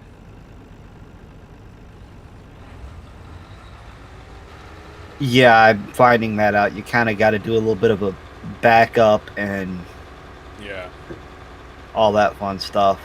That's what I was talking about the other day. Yeah, they only hold 1 million, Jonathan. Yeah, only 1 million liters. But if you actually go download the trailer from Expendables Modding, they hold 40,000 liters. I edited it to hold 1 million liters for the server because the harvesters for potatoes that Cazz64 did hold 500,000 liters. And if you get one of those full with pretty much any modded trailer that we could find that was decent, you had problems with being able to unload them. Yeah, it's great that they can hold 500,000 liters. Just a nightmare when it comes to unloading them with the trailer. I've actually got a trailer chain over in the yard, Jonathan. 3 of those big NMC trailers, 210,000 liters between the 3 of them, or total on the 3 of them.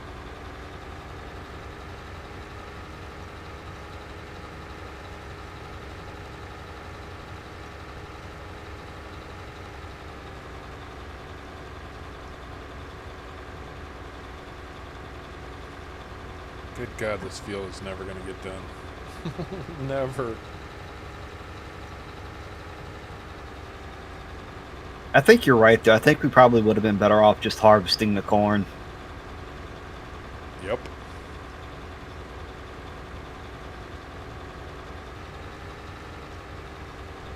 Let's see, where are we at?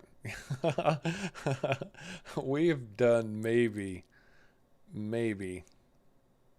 15% of this field.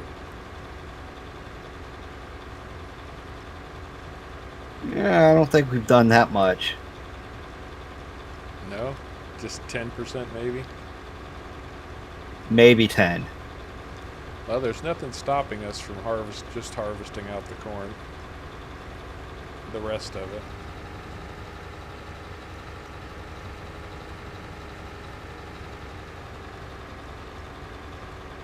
Yeah, but how much silage do you actually want to have? Oh, I don't care. It's not like I need it for anything. Do you own the BGA? Yes. I wonder if I can use it if you own it. I don't know. Well, one way to find out. Yeah, that's what I was just thinking.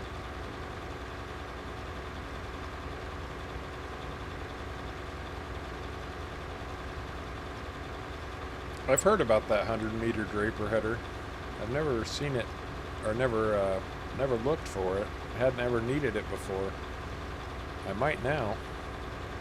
Does that 100-meter header actually show up 100 meters wide, or is it just a in-game header that makes a 100-meter wide pass?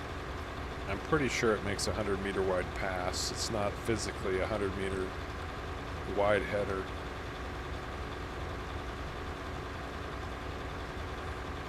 Yeah, that would be insane, but you never know with what some people do. It would be funny to try to manipulate a 100-meter wide header. It would be very funny. Put a helper on that and see how much headland you need to get them to turn around properly. Put a helper on that and see if they can even get it to move. Yeah, right, exactly.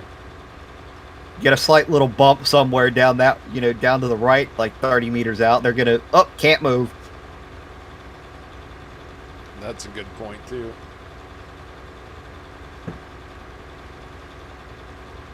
Hey, Norman Aragon, you're welcome, buddy.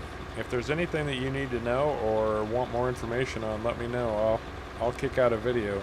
And that reminds me, Jonathan, I know you asked me to show course play and how you could get a baler to follow a harvester's path, and that is going to come up probably in the next episode of Ischia Farm.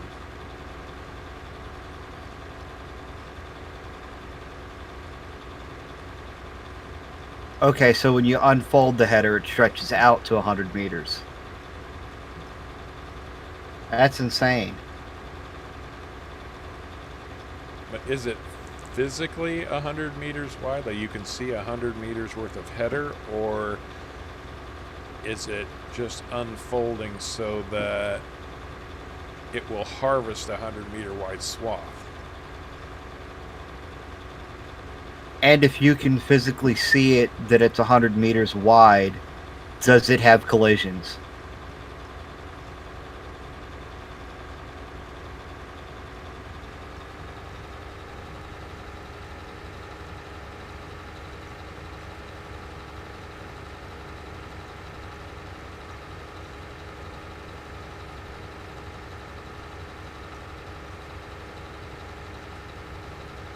So you can see it all, but does it have the collisions?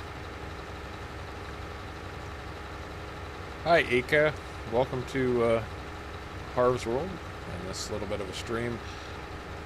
I don't know why that would be happening on your laptop, why it would go into sleep mode for FS19 but not FS17. That seems pretty odd.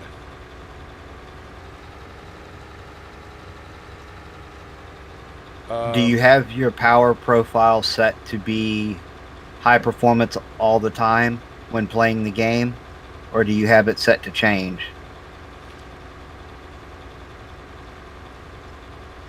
At midnight, there is a link to the Discord on my channel homepage on YouTube.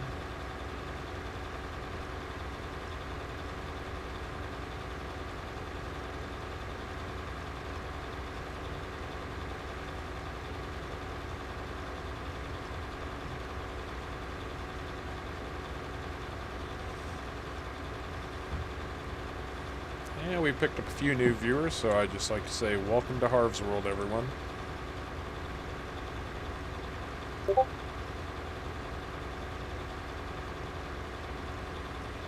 Sounds like somebody found the Discord. Yep, Midnight found it. Very good. Thanks, Midnight.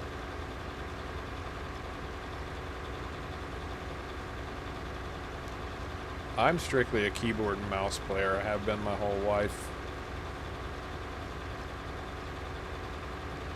I use a combination of keyboard and mouse and a Xbox controller.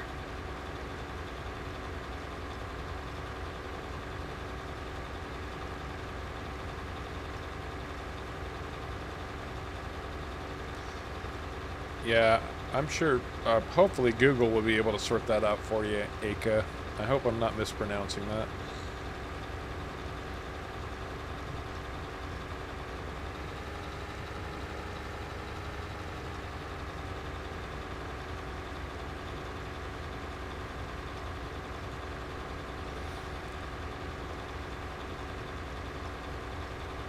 One thing that I would really like is the side panel.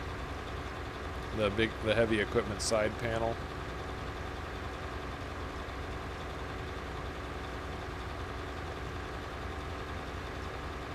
Yeah, that side panel would be nice, and so would the steering wheel controller.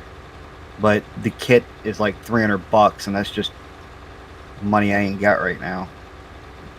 Oh, you and me both. I think he's talking about, Thomas Jefferson, I think he's talking about what I'm talking about, the heavy equipment side panel. It has multiple button functions and it's got a joystick built into it that would be just great for, you know, when you've got, say, a skid steer loader. You could raise and lower the bucket. You know, almost like a real piece of equipment where you have one stick, but it'll tilt the bucket forward and back, but it'll also raise and lower it, that kind of thing. Right. If you want to take a look at go and Google Farming Simulator controller by Logitech.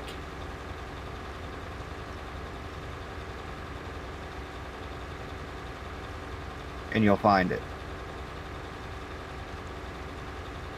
Hey, Aka, I recommend you look at my my playlists and look for the one called Ravenport Walkthrough for Beginners. I actually just start out as a new player would and walk people through how to get started, what they need to do. Right now it's about 9 videos long, but a lot of people have given me a lot of really positive feedback that helped them learn the game and get into it. So if you need more information about FS19 and how to get started, that's probably the best I can do for you.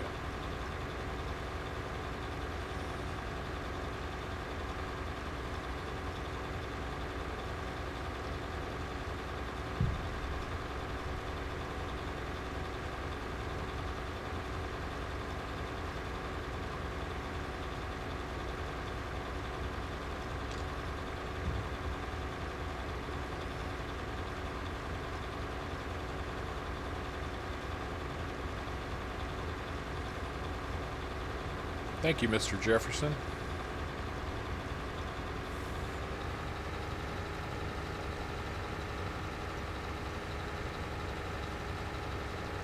I definitely think carbs are definitely the most up to date.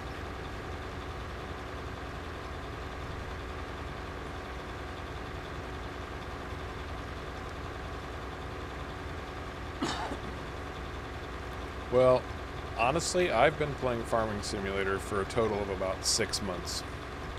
So I'm still pretty new to the game compared to a lot of the people out there. So I still remember what it was like. I literally can think back and see my first playthrough on Ravenport and all of the horrible mistakes I was making and how hard it was to try to learn it on my own until I found some YouTube videos that finally started slowly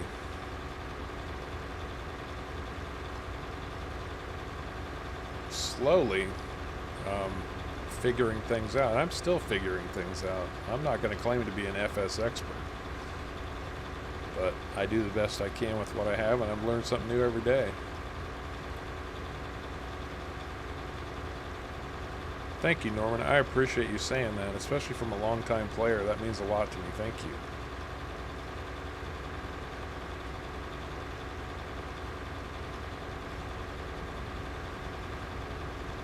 Well, if somebody's been playing that long, learning something from you, you're definitely doing something right. True enough. I hope so.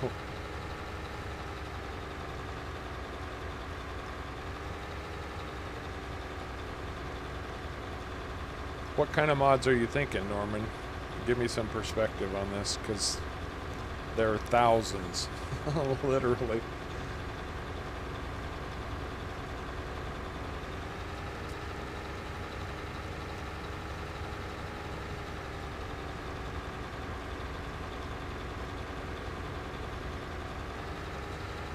I mean, I've done Follow Me, which really kind of needs an update. I've done GPS. And Proceed, when it first came out, I jumped on the Proceed bandwagon real quick. That's not really a popular mod. That's kind of a mod for niche players.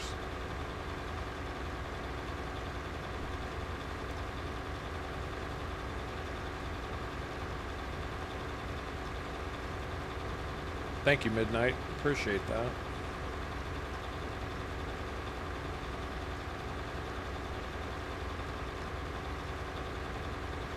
Hey, Amut, thanks. Thank you. I'm glad to hear that Ravenport series really helped you out. Glad it's getting you back into the game. I love the new players. I've said that time and again. New players are what keeps this game moving forward.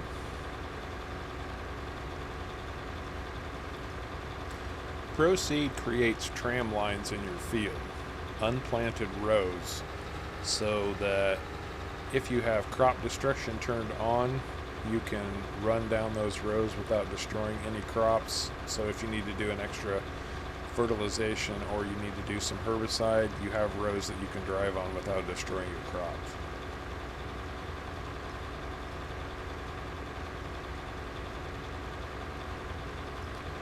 And it was done by the same guy who did GPS, Wopster.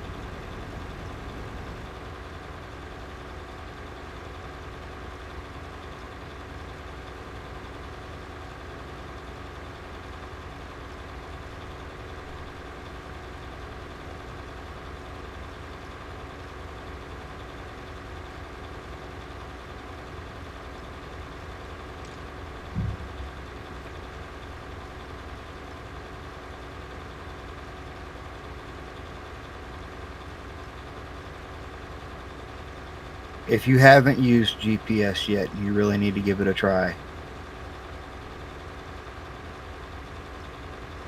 It just makes things so much more efficient. Yes, it does. And it's really simple to set up. It's one of those mods, when I first downloaded it, I was like, oh, this looks really complicated.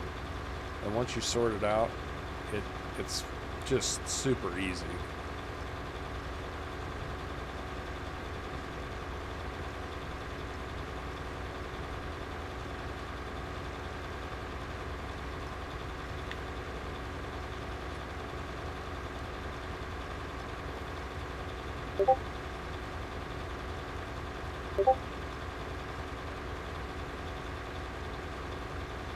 Those are some good ideas, Norman. I appreciate that.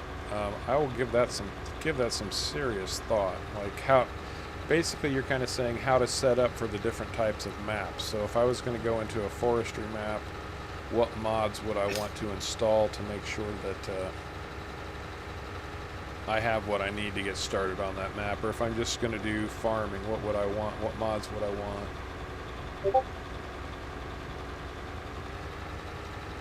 Oh, I understand. I was that way too, Norman. I was actually really surprised. So, I'm going to date myself really badly here, but I've been playing on PC literally since about 1986, and that is not an exaggeration.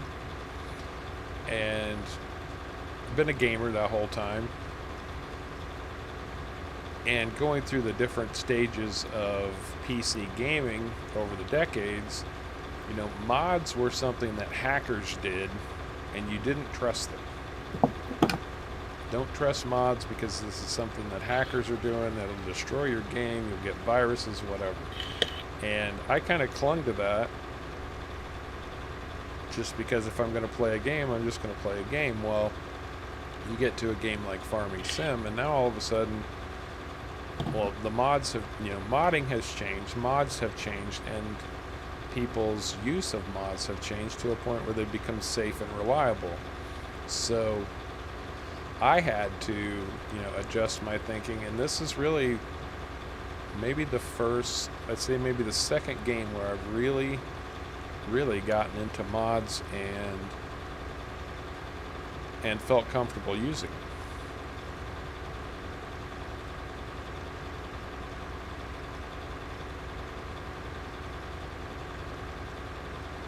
Thanks for sending that picture over on Discord, Midnight.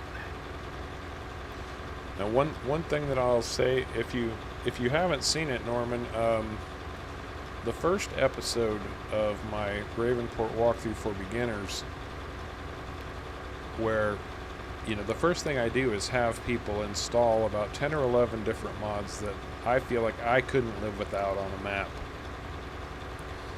So you might check that out to start with.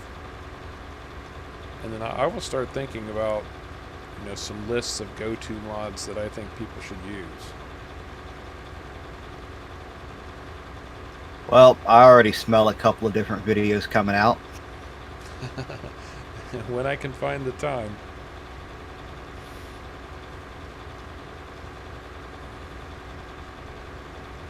You know what you could do, Harv? You could do it kind of like that tractor, the top 10 tractors.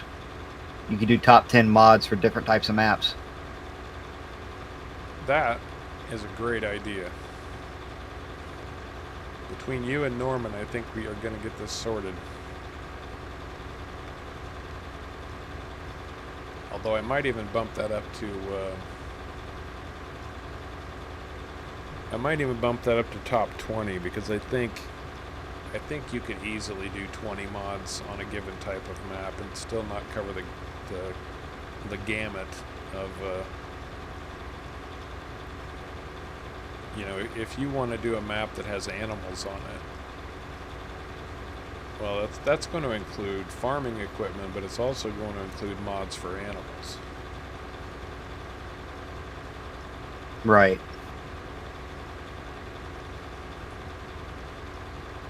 Exactly, Norman. And yeah, I appreciate your input on that, because I think we're kind of brainstorming some ideas for additional videos now. Thank you very much.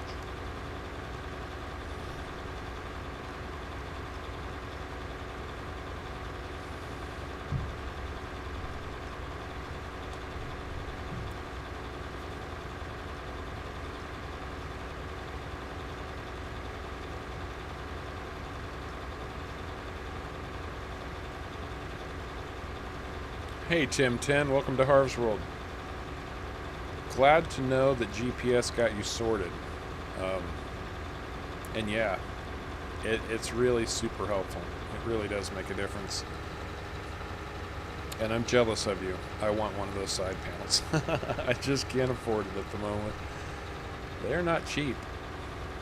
Are you using the actual Logitech side panel, or are you using a different one?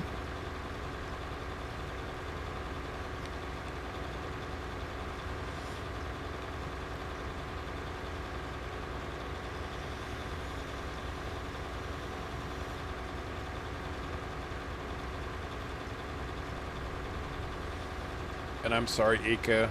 I missed your comment. What for the GPS? It's called Guidance Steering by Wopster. It's in ModHub. Now, if you're playing on console, it won't be available to you. Well, you've already said you're on a laptop, so you should be fine. And then I've got a video, a tutorial video on how to use it. Yeah, Norman. Yeah. I have, it's actually been a very popular, one of my more popular videos is my GPS tutorial video.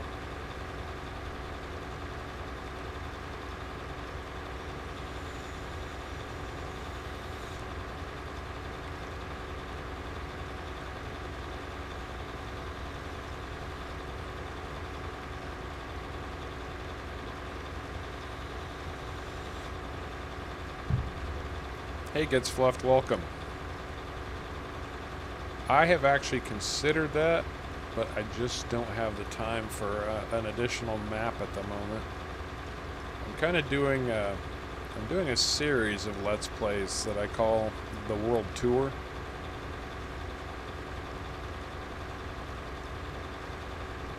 And right now I'm in Italy, and the one restriction that I've placed on the World Tour is that it can't be anywhere that I've already played. So I've been to Scotland, and now I'm in Italy, and I've done the US. So returning out to a US map is probably going to have to wait for just a little while. Although Bucks County and Blue Mountain Valley, both by TNT Modding, look like fantastic maps, and I would love to play them sometime. And I'll be honest with you, as a very small YouTuber, it becomes difficult because when a new map is as popular as Bucks County, and Bucks County is obviously a very popular map, a small YouTuber doesn't stand a chance when all of the big name guys are out there doing the same map. Someday I will be as competitive as they are, but right now I'm a drop in the bucket compared to them. And I love to watch those guys too. I'm not knocking it, don't get me wrong, you know, and I'll even name them on channel. Mr. Sealy P, Daggerwin, you know, those guys do great work. Farmer Klein, and you know, they've built a big following, and when they've got big followings like that and they're playing on Bucks County, PA, for example, well, who's going to come and watch the little Harv's World play on Bucks County when they've already seen Mr. Sealy P or Farmer Klein do it? So, you know, for us small-time guys who are just trying to get our foot in the door, you know, we have a lot of things we have to take into consideration, stuff like that. Right. Now, if we were to play on a map like that, we'd have to wait until they've already done their playthrough and it's starting to get old. Then we could pick up the map and play it and actually get some sort of views. Yeah, which, if you'll notice, everything that I've done Let's Plays on so far have been older maps that have kind of fallen by the wayside. My next map, I already know what it's going to be. Although, I'll tell you, one map that just came out yesterday, and I didn't get a chance to do a map tour on it, was that new Brazilian map that came out. Looks really, really good. And I'd love to give that a try.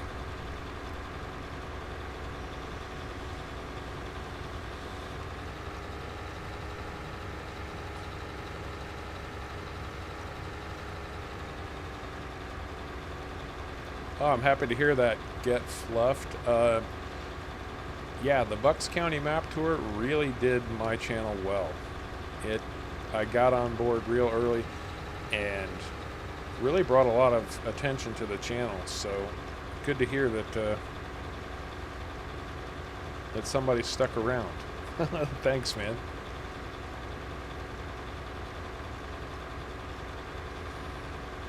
Oh, thanks, Norman. Yeah, what I was saying earlier, the Off the Grid series is the one that everybody likes the most.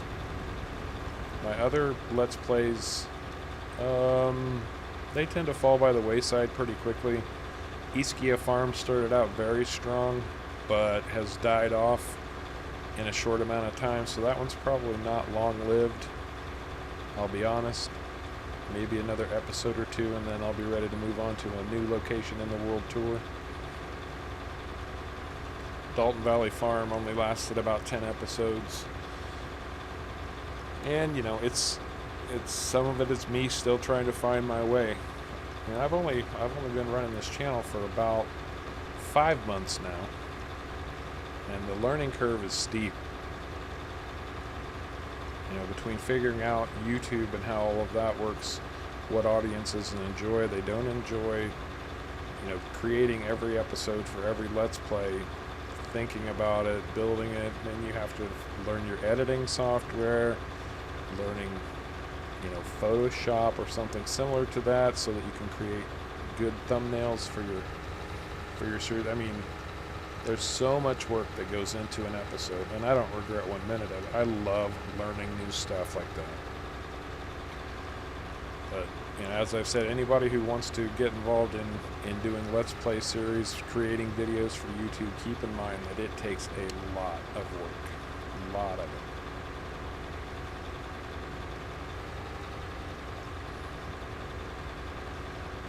Doing time-lapse videos doesn't take quite as much work, especially on the editing end, but it still does take quite a bit of work.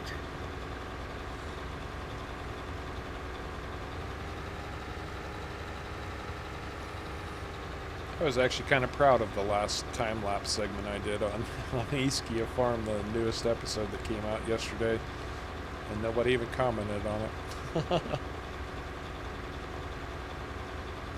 On what, your time-lapse? Yeah. I thought I just added an interesting little feature to it, and it turns out apparently wasn't that interesting to anybody but me. Which is fine.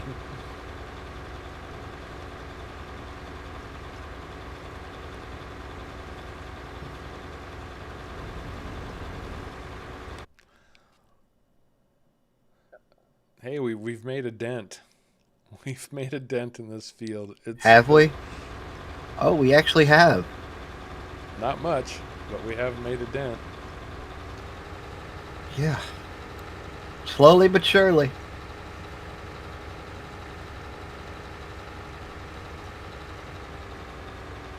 This is where it'd be really nice to have course play. Oh, God, yes. What would be really nice is to have a good-sized trailer that would hook up to these forage harvesters, because the headlands on these fields are big enough to just run traditional helpers on. Yeah. But these belly dump trailers, I tried this with the dolly. I've got the dollies that'll hook up to the forage harvesters. Uh-huh. But the belly dump is too far away from the pipe. Apparently it's from the pipe. For it to work. Yep. Yeah, that's the one, Jonathan. Just a new editing technique that I figured out how to do. So that's probably, I was like, oh cool, I'm going to try this. So that's probably why I thought it was special. And it really wasn't, but...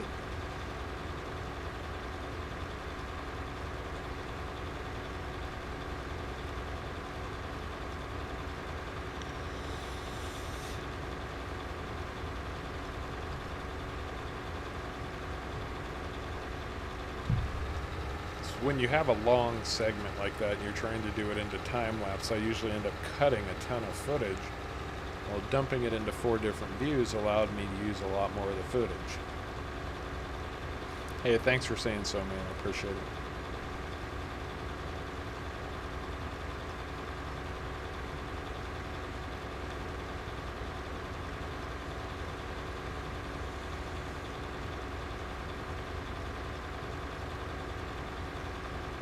You know, I might have to go back and rewatch that now.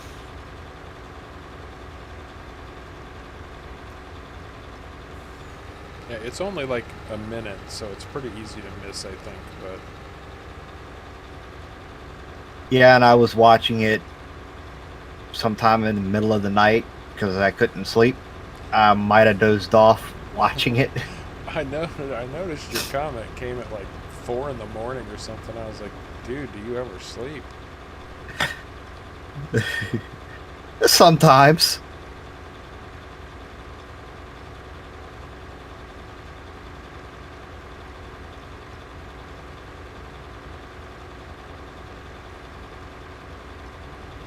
Yeah, thanks, Jonathan.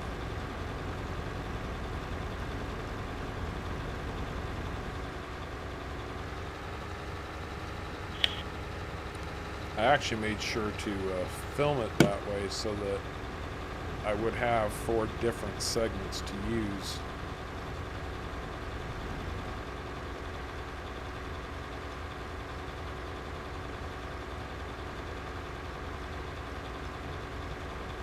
This has become like the Harvin Caveman podcast. We're gonna have to turn it into a weekly thing now. Oh, at least. Maybe more.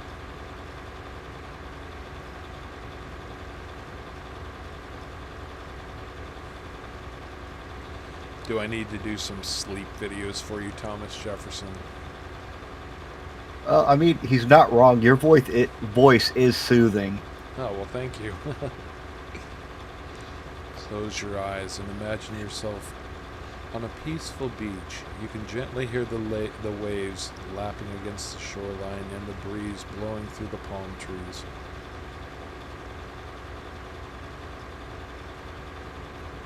What are those called? I know there are people who just do videos where they're constantly talking. I usually can't stand to listen to them myself. But thanks, Jonathan. Yeah, thanks.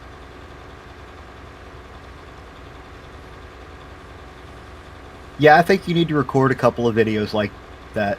What is it? It's ASMR, right? I think that's what it is. I'm not sure what it's called.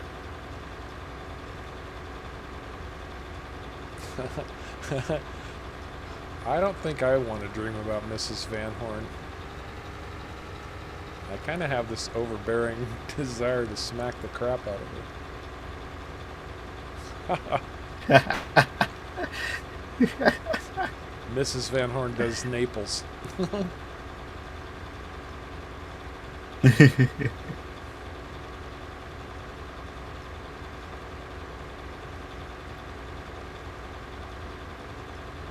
So, are you going to write that novel or narrate that novel for Thomas Jefferson? I don't know. I might have to now. Mrs. Van Horn is an entitled rich person who only thinks about what she wants, and she doesn't care about the logic about how that happens or how unreasonable she's being about it. She wants what she wants when she wants it. Yep. Mrs. Van Horn's daughter.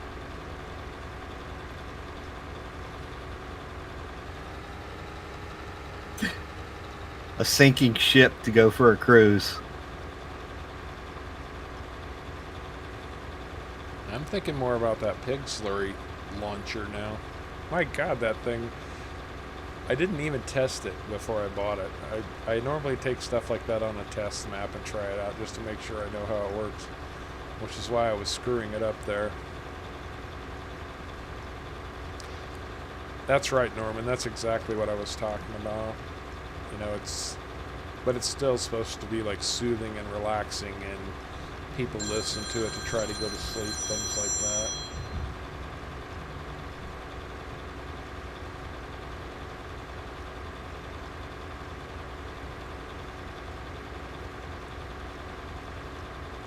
Well, she's rich and spoiled, but she doesn't want to come off to anybody as rich and spoiled. She wants to try to fit in with the locals, and purple is a very regal color.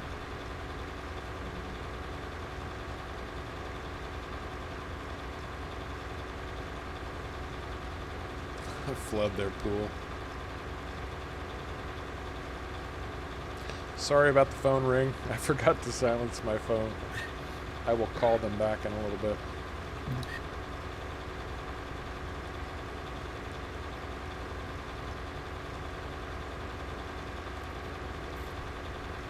So, since the purple color doesn't fit in well anywhere and it's a really good crop for making money, what you do is you somehow manage to buy every field on the map, plant it all in that, and then sell it. What I was actually thinking about doing. That's a good idea, Thomas Jefferson. What I was actually thinking about doing is on one of my larger fields is to plant a headland of corn and then plant the rest of it in alfalfa so that I've got a hidden alfalfa field. That could be good too. You know, like the way people hide their cannabis plants, let's say. Yeah, well, out here they tend to stick it in with tobacco. Oh, that makes sense.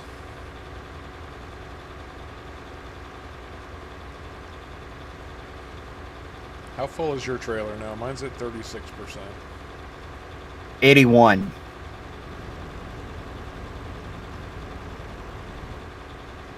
And I've still got a completely empty trailer. My God. We're still only maybe 20% on this field, if we're lucky. Oh yeah, there's a lot of corn here. Then when you think about how high corn actually yields when you're using it for silage. Oh yeah. Let's see, between my trailer and yours, so that's 2 million off of 20%. If we go all the way,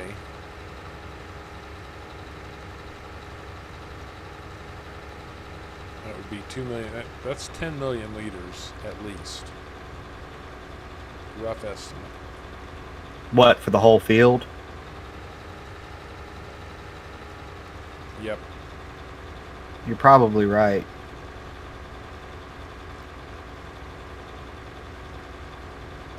Oh, Norman lives in Colorado. Beautiful state. I love Colorado. It is beautiful out there. Yeah, they're one of the places that has legalized marijuana now. Where I'm at, the only thing they've legalized is hemp. And a lot of the tobacco farmers out here have switched to growing hemp now because it pays more. Well, hemp kind of got mixed. It's part of the same family as marijuana, but it's not marijuana. And hemp was like really big business, but it got bowled or mowed down by the marijuana legislation.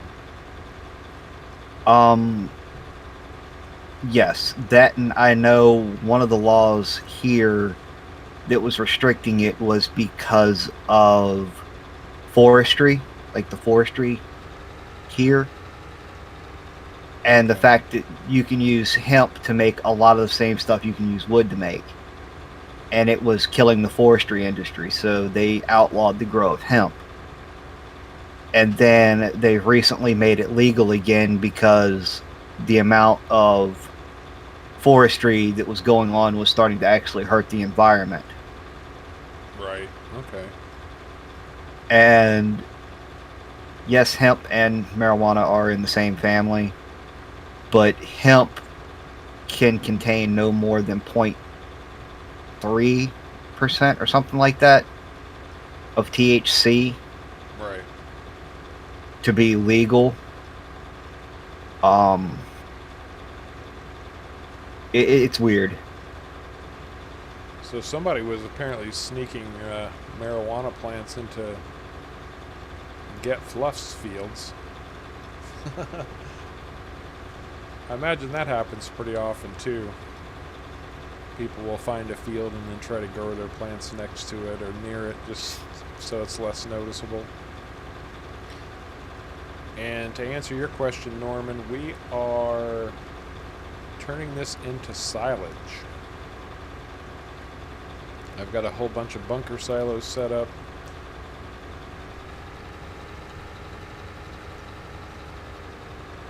And all of this, the corn's being turned to chaff. We'll dump the chaff in the bunker silos. And make cattle feed, basically. That will really probably just get sold.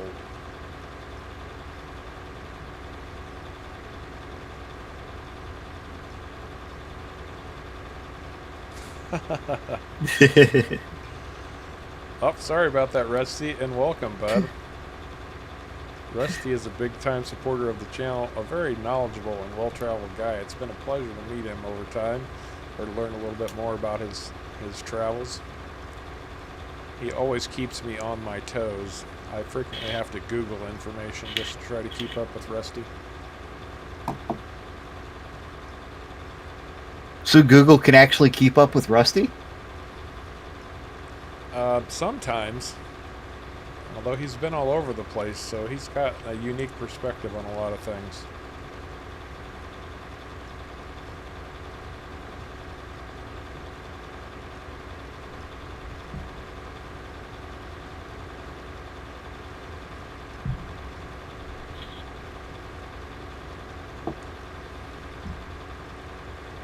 So it's about 2:22 my time right now. I think we're going to wrap this up at 3 o'clock. Go for about another 40 minutes or so. All right.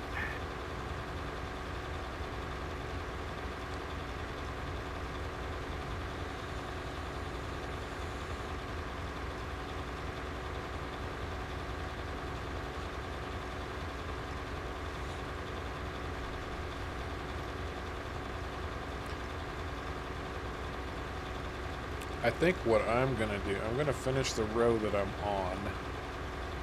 I'm going to go empty this trailer again, and then I'm going to start unloading the silo into a bunker. Okay, you want me to do the same, or do you want me to finish filling this trailer, then empty it? It's whatever you want to do. Alright, I'm going to finish filling this trailer at least, and then empty it, because I'm at almost 90%. Okay, that works. I'm only at 42% on this trailer, but that's going to still be almost 1.5 million liters.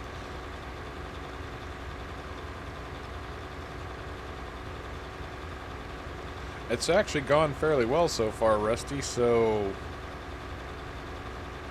I don't know. I'm kind of enjoying doing the live stream, and if Caveman's around and wants to hop in. And this is a dedicated server. It's got 8 slots on it. Right now we're only using 2 of those.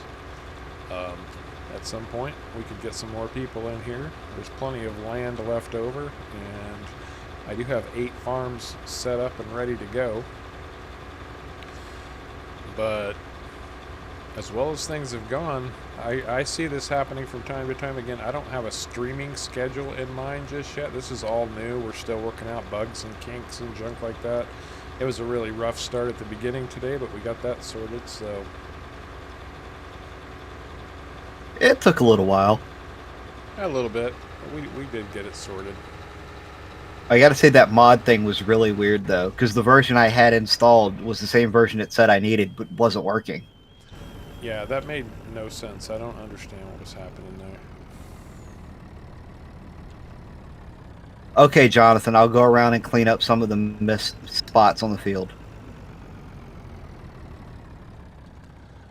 I will get my forage harvester moved so it's not in your way when you come around. Okay.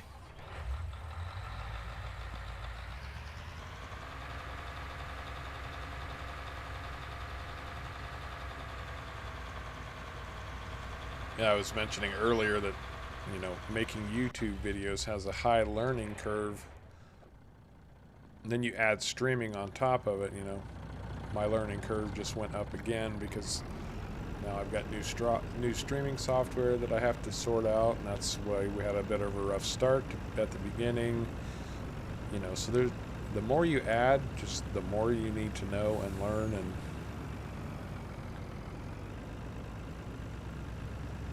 learning new things is always fantastic. I love doing it, but at the same time, sometimes you can overwhelm yourself if you're not careful. Yep. We'll see you later, Jonathan. All right, Jonathan, thanks for stopping by, man. I appreciate it.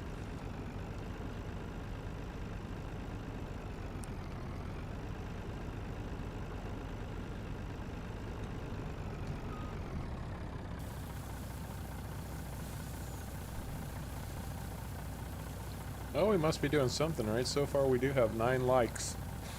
So, I think we're okay. We're doing something right anyway. A little bit.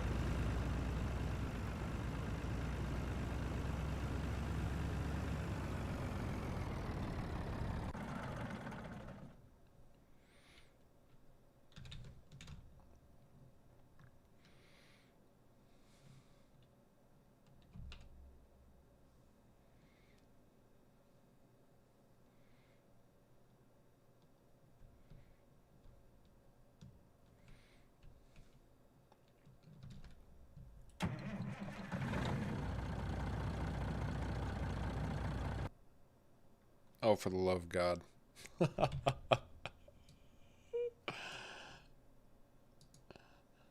What? I was just trying to uncouple a trailer, and instead of hitting Q, I hit tab and switched out of the vehicle, so Oh no. yeah, it's all good. Just being a dork.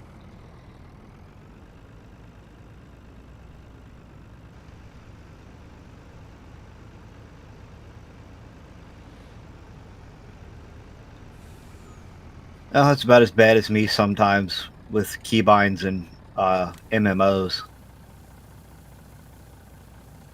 I could see that. Like, one of my keybinds that I use frequently in WoW is actually caps lock. Oh, really? Yeah. Yep. Every key on my keyboard has a key binding in World of Warcraft.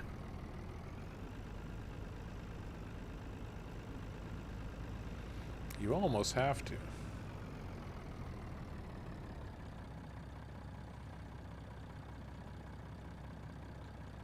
Oh yeah. You have to have a lot of keybinds. That's a good point, Rusty. And I do have 2 administrators for my Discord channel. Caveman here, and those of you who don't know, Caveman is on with me today on the dedicated server, and he runs Caveman Tech and Gaming. If you like time-lapse videos, he's doing a very good series on No Man's Land, but he's an admin on Discord, and he actually has administrator privileges here on the dedicated server also. So yeah, got a little bit of that covered. I don't have any moderators assigned yet. I probably need to think about that at some point. Oh, on YouTube? Yeah, on YouTube, especially for live chat like this, sometimes it's necessary. Yeah, that might be a good thing.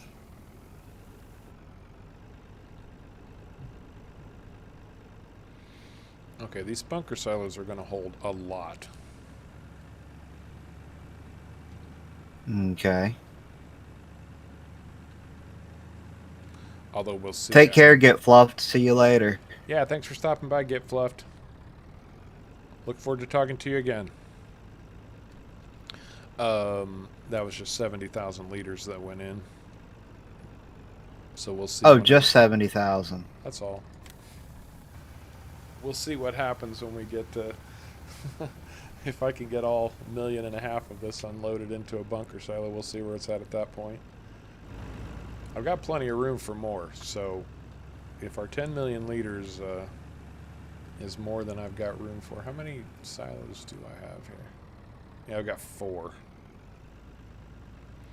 Surely 4 will be enough. Should be.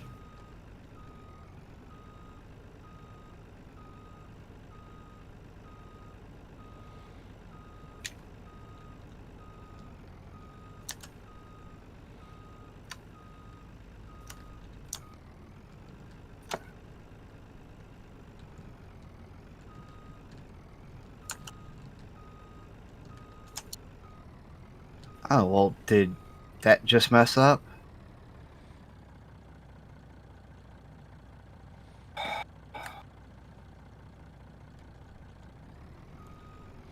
Well, one of the nice things about Caveman's videos is they all stick to around 15-20 minutes tops, so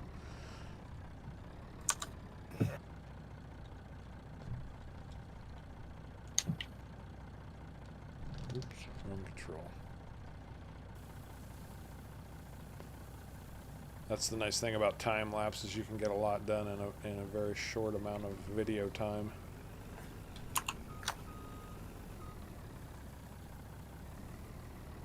Yes, you can. Each one of my videos is somewhere between 2 to 4 hours of recording compressed into 15 minutes.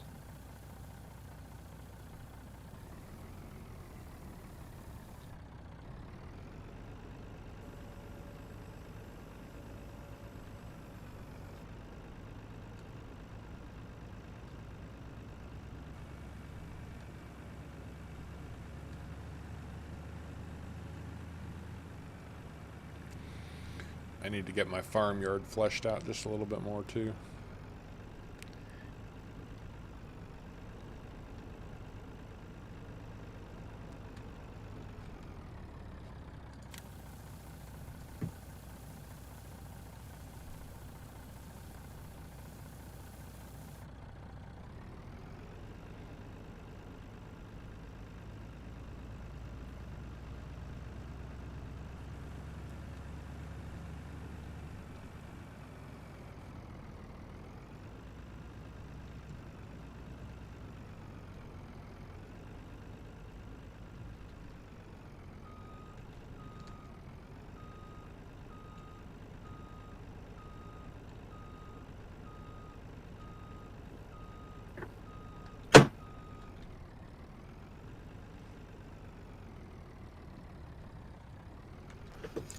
That is a good point about time lapse, and It is a very good point.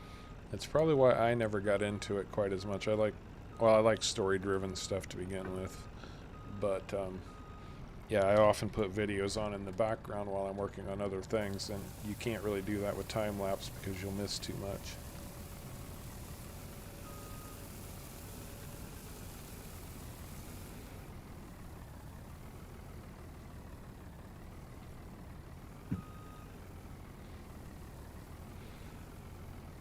You're right. Time lapses, you generally need to somewhat pay attention, or you're going to miss everything.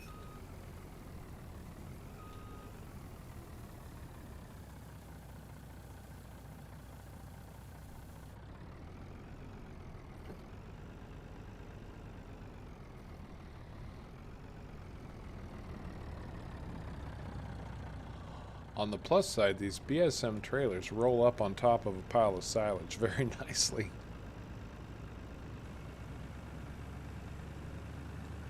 Oh, you're not having problems with backing them up onto a pile? Nope. What truck are you pulling them with? The 850 maxed out horsepower. Oh, the BSM truck? Yep. Okay, well, with the in-game trucks, they tend to lock up on the pile. Really? That's what they were doing for me. Well, I'm not rolling across the pile, I'm backing up onto it and just getting the wheels up there. That's what I was trying to do before and having problems with it getting stuck. Huh. The back tires of the truck would get lifted off the ground.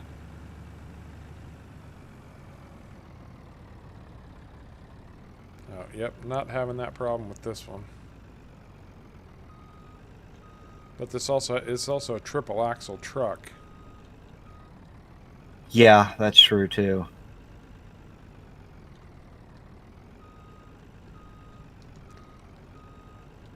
And that's a very good point you make there, Rusty, that time-lapse videos do give you much quicker gratification, or, you know, much quicker results in what's happening on screen.